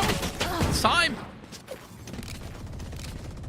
They have a lagging Omen, who anytime they try to teleport, actually fakes the fact that they're teleporting to spawn on the map. That one, again, tries it, will go up towards Catwalk and then die. It was an attempted fake onto B, honestly fairly well set up, and worth for considering it was an eco round. It just did not work. And Funman now caught between a rock, a hard place, and tile flooring. The flawless round for Northern Alberta. And Illinois Wesleyan a little indecisive in that round. Gotta be painful. Northern Alberta Stuck between those 3 things. Yeah. I mean, you have one condensing you and the other one just difficult to stand on because sound cues exist. Not the greatest. So that was the eco round, right? Like, you know, you don't expect too much of your Illinois Wesleyan, but this is the round. Like, they're about to tie. Remember the score at the half? It was 9-3. I think this happening. It might be happening. Somebody help. Well, this is one way to deny that. Lockdown will be used. Recon Bolt already set up, and AO is in a fairly good position.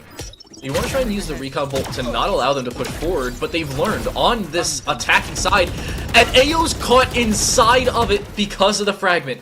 Hero's still able to find a kill off the back of it, so limited damage, especially considering they were not able to convert a kill onto AO.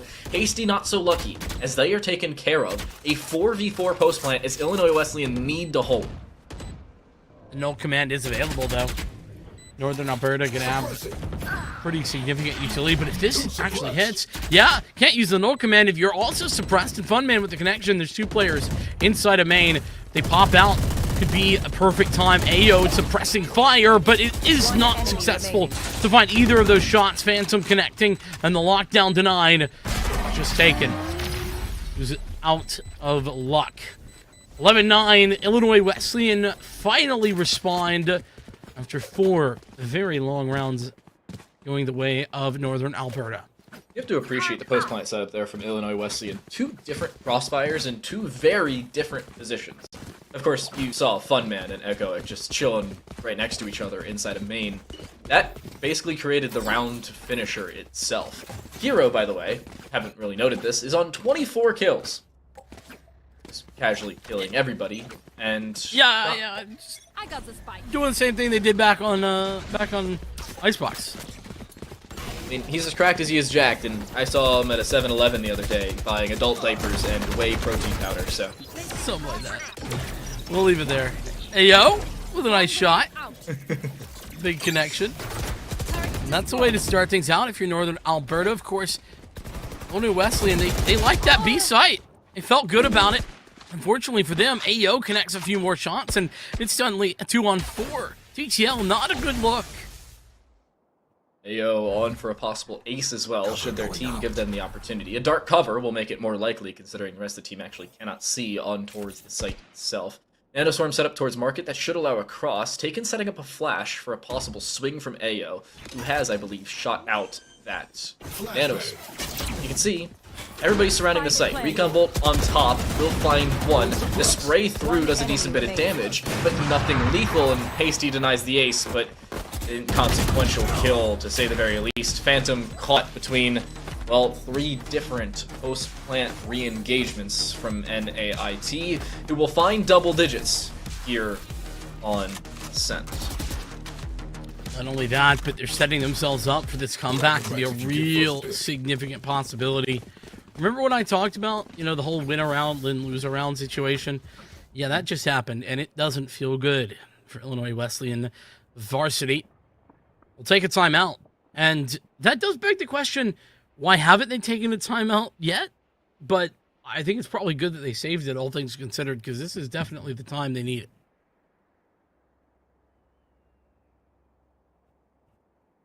Now, what's your opinion on the current situation for Illinois Wesleyan, Coach Vincent? Because you're winning by a round. Win, forehead. Honestly, based. Yeah. Sorry, that's just not. Well, hold up. Wait, my email's blowing up. Offers are rolling in from tier 1 teams across the country. My agent TTL, sign me up, get me involved. I'm there. Sentinels, I'm there. Don't worry. Well, in all seriousness, Illinois Wesleyan aren't in a terrible position, but aren't in the greatest of them either. Obviously, as the scoreboard indicates, they're winning by a round. But as, well, the other scoreboard will indicate in a few seconds, their money isn't the greatest. They'll certainly be able to buy, sure, but it's not the most healthy of purchases, and even if they do, they're not set in the greatest position for the next couple rounds, of which there's only 3 remaining. On the other side of that, Northern Alberta are able to buy here, they're probably able to buy the next, and should they lose both, well, they've already lost the game, so it's kind of inconsequential. Yeah, I mean, Northern Alberta effectively buying the rest of the game, no matter how it goes. Illinois Wesleyan, their approach to this round is a bit of a half investment, which I think is valid. You want to make sure that you have the big investment in the tied 11-11 round, though they've purchased themselves up enough to give them a chance. You know, just a shot, but we'll see how that goes. All things considered, it has been just a good half from Northern Alberta. As you mentioned, in a couple of those retake situations, Northern Alberta just looking really good. Their coordination was solid. And we'll have to see if they can continue to do that. Illinois Wesleyan had consistently been able to get onto the sites. The big question mark here. It's a bit of a default. Start this round out. 2 towards mid, 2 towards A, and a 1 towards B. A lot of damage onto AEO as well, who is being set up for a bait. The problem is, look at A. There are 2 players with a fairly staunch crossfire. You can see Ninja occupy, the flash around the corner, there's the re-engagement, but a double headshot to the face of Taken will open up the site. Illinois Wesleyan sparse by, gives them an opportunity and a couple guns to work with. Kiro, not taking no for an answer, a double from heaven, looking for more, will drop down, but it's actually taken out. Over-aggression possibly costing them. Hysteria from behind even finds a kill as well, and Brazy's left alone. An operator in hand is able to updraft around the corner, but still needs to re-engage, and the problem is they have an operator up against rifles in a 1v2. He's gonna go get this rifle, I think, or at least try to find one. No, there's not actually one up here. I thought there might have been. Time's already ticking. This is getting to be a problem, and a missed shot. Brazy's gonna run away. This is 12. Illinois Wesleyan have pulled off the impossible on a buy that really wasn't meant to be anything more than a bit of an investment. They come away victorious. Match point. I have to say, I'm a little shocked about NAIT's approach to the round, and I think they are too, considering that timeout call. Hero, I was talking about a little bit of over-aggression. I appreciate the notion of, oh, I just found 2 players on and directly around the site. The rest should be around tree, or anywhere else, maybe even sitting under heaven. But the problem is, a lack of information and a lack of refragability is probably what costs NAIT in that round. Because if Hero waits for the re-engagement from that tree position, they are probably able to clear out Generator, because there would have been a re-engagement around the tree door, courtesy of Phantom, who wouldn't have been watching Heaven any longer. and NAIT would have been able to find refrag kills in order to win the round. Illinois Wesleyan instead decide to back away, take a second, and then re-engage as a squad, and that's what ended up giving them the round. NAIT up against Map Point. Pearl, more than likely now. Yeah, overtime required for Northern Alberta to send us to that. We'll see how things go. As mentioned, they are buying for the rest of the game, so the fact that they have full weaponry, not surprising, even the operator, Brazy. Both teams working with 2 ultimates to start, but it's actually much worse than that for Northern Alberta. As Illinois Wesleyan have the other 3 players just 1 orb or frag away from a ultimate of their own, so potentially gonna get to see 5 ultimates from that team here. Change of pace. Here we go. Straight forward onto the A site. The blades pulled, but they're denied. A hasty retreat being called. As Brazy steps out, steps in to an operator shot. Nice work to create the man advantage for NAIT on the retake. Retake is fairly well set up as well. That recon bolt finds all 3 players directly around the site, and that's enough information for Kiro to know and now to go. The Owl drone sees Echoic sitting around Triple, who is forced away. A shock dart does a decent bit of damage, but not enough to write home about. And there's that jump around the corner. This time it works out for Kiro, but only finding 1. But Funman having to look 2 ways at the exact same time, to say the very least, it's an impossibility taken care of from behind, as AEO is able to turn it into an 11th round victory. And all of regulation is required here on Ascent to decide whether we're going to OT or we're going to Pearl. So the investment there, pretty significant, you know, couple of ultimates. Didn't get value out of either of them. It does leave 2 big heavy hitters when it comes to Illinois Wesleyan. Gnome Command and, of course, the Hunter's Fury. I mean, I don't want to say that Phantom can't find usage out of the ultimate here, but listen, it's hard. The From the Shadows not great.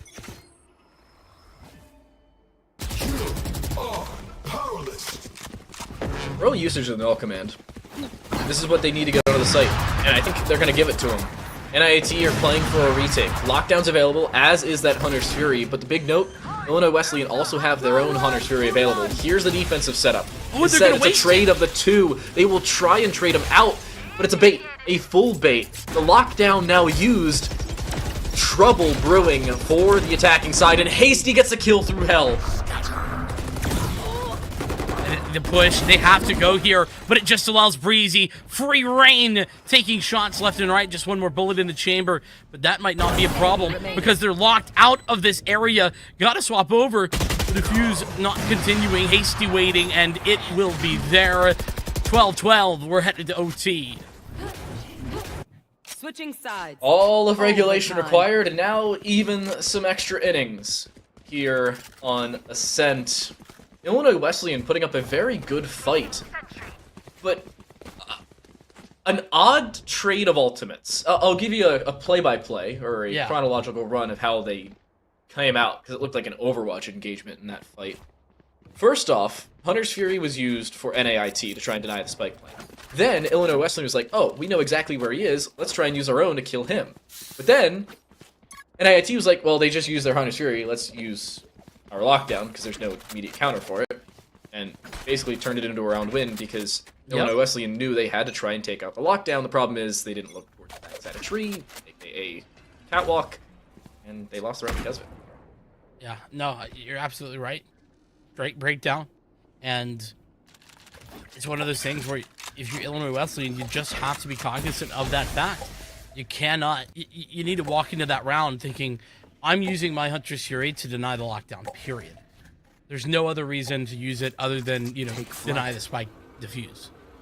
So, bit of a mistake, blunder, you could say. Northern Alberta with a chance now to win this in 2. Instead, Illinois Wesleyan closing it out and heading us straight towards Pearl. Gotta pick up, if you're not familiar, you're just joining us. Just a couple of rounds in a row. That's all that's required. 1 on the defense, 1 on the offense. So beauty and simplicity here for Valorant. Superstitious people will also rise up as the 9-3 curses actually come through. Taken sets up the flash as it goes up and over. Problem is, they've used all this utility to find absolutely nobody on the site. Illinois Wesleyan decided to give it up, and instead, play for a retake. Advisable, considering there were only 2 players around the site. The problem for NAIT, they have a severe lack of utility for this re-engagement. You know what, though? If I'm in AIT, I'm probably okay with this. Hey, yo. Oh, Wait, no. did a little sidestep. Little do-si-do. And hey, yo, finding the connection.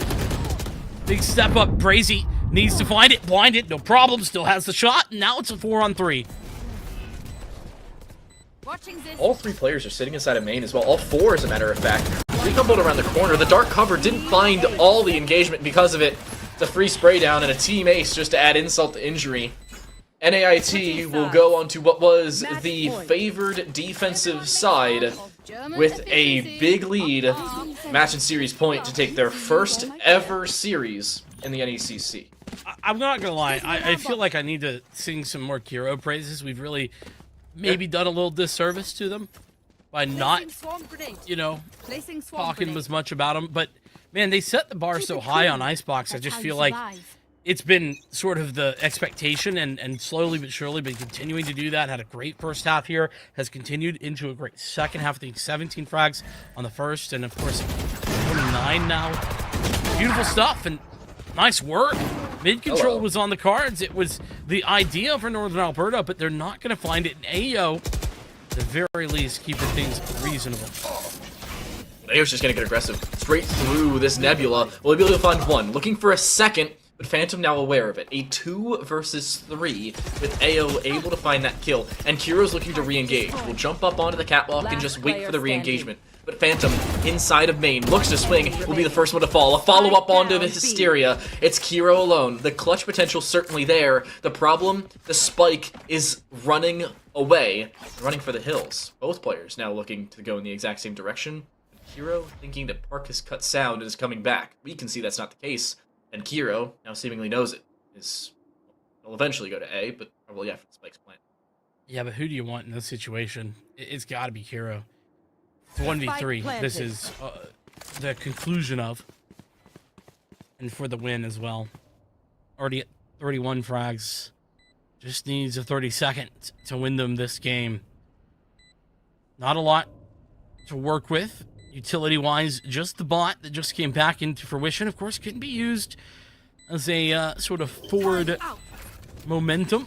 We'll see. Thank you. Hero, around the backside of the generator. Triples occupied. And that may end up being the round victory.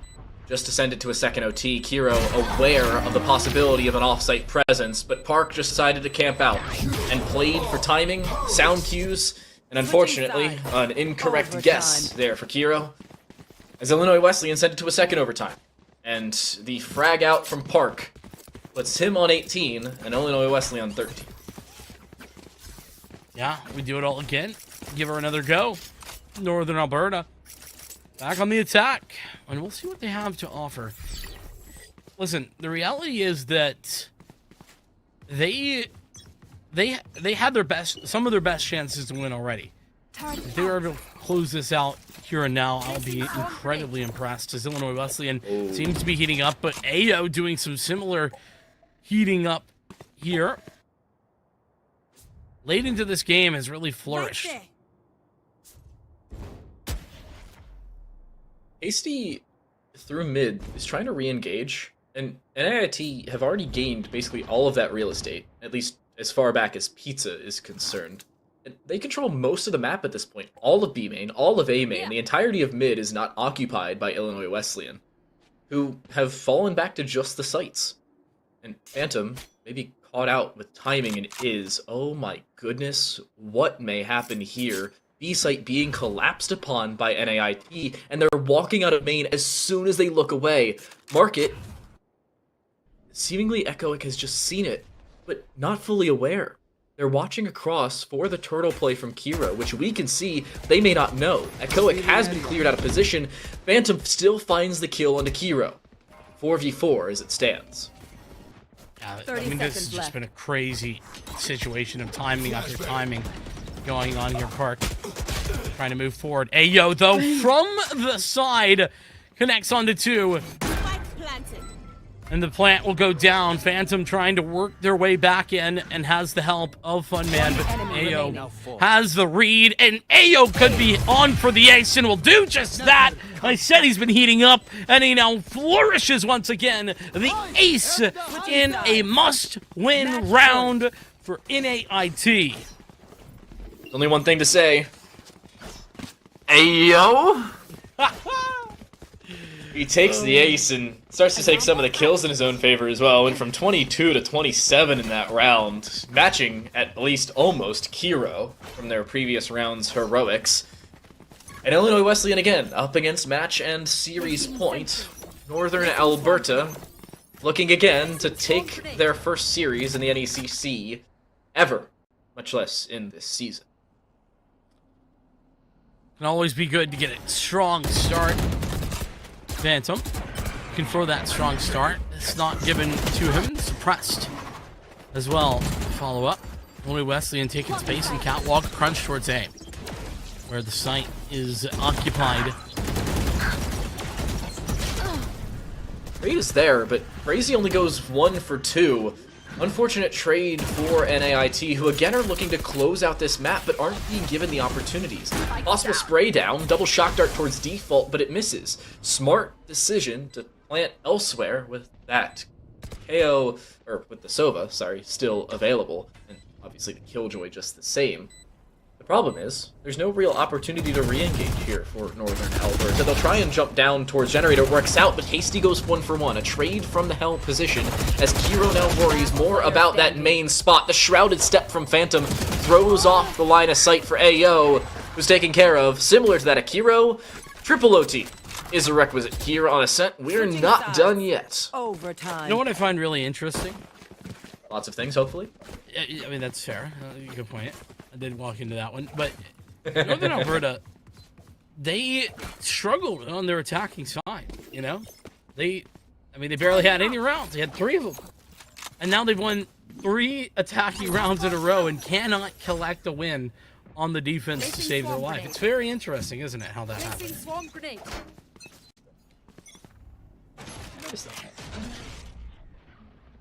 Illinois Wesleyan, again defensive side. Again the favored side, by the way, for all of you who were not here for regulation. It went 9-3 for both defensive sides.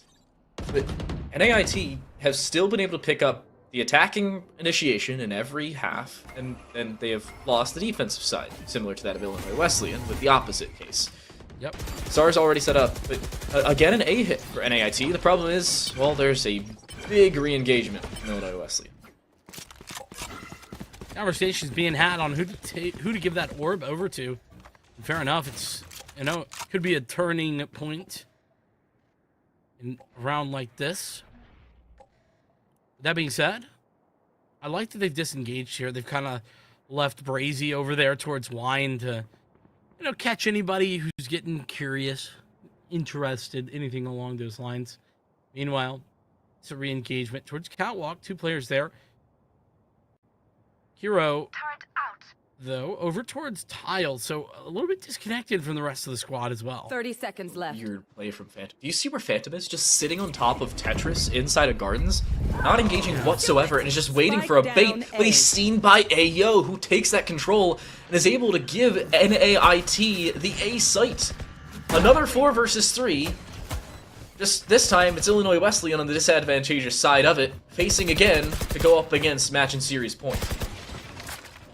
It's a tough situation to come back into, even despite some low HP there for Ayo. 0 point, gonna connect some space, and the Owl Drone finds Kiro close range. Kiro can't find the 1, but again, it's just trades.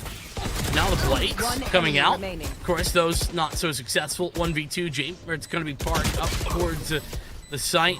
No dice. Ayo closing the round, and this seems familiar. TTL. I can't really imagine why I can't remember. Deja vu, maybe? I don't know. Yeah. NAIT, again on match and series point. This is the 3rd time thus far. All of them, by the way, in overtime. This is our 3rd OT, ironically enough. Illinois Wesleyan, by the way. I feel a little bit bad for Park. Usually you can't hear an inner monologue for a player. when that round ended, you could just hear Park thinking to himself, wait, one's triple, one's triple, one's triple. Wait, I need to look somewhere else. Triple's baiting, triple's baiting, triple's baiting. And then he still dies from A main as soon as he looks at A main. That's just an unfortunate inner monologue because timing. Welcome to first-person shooters.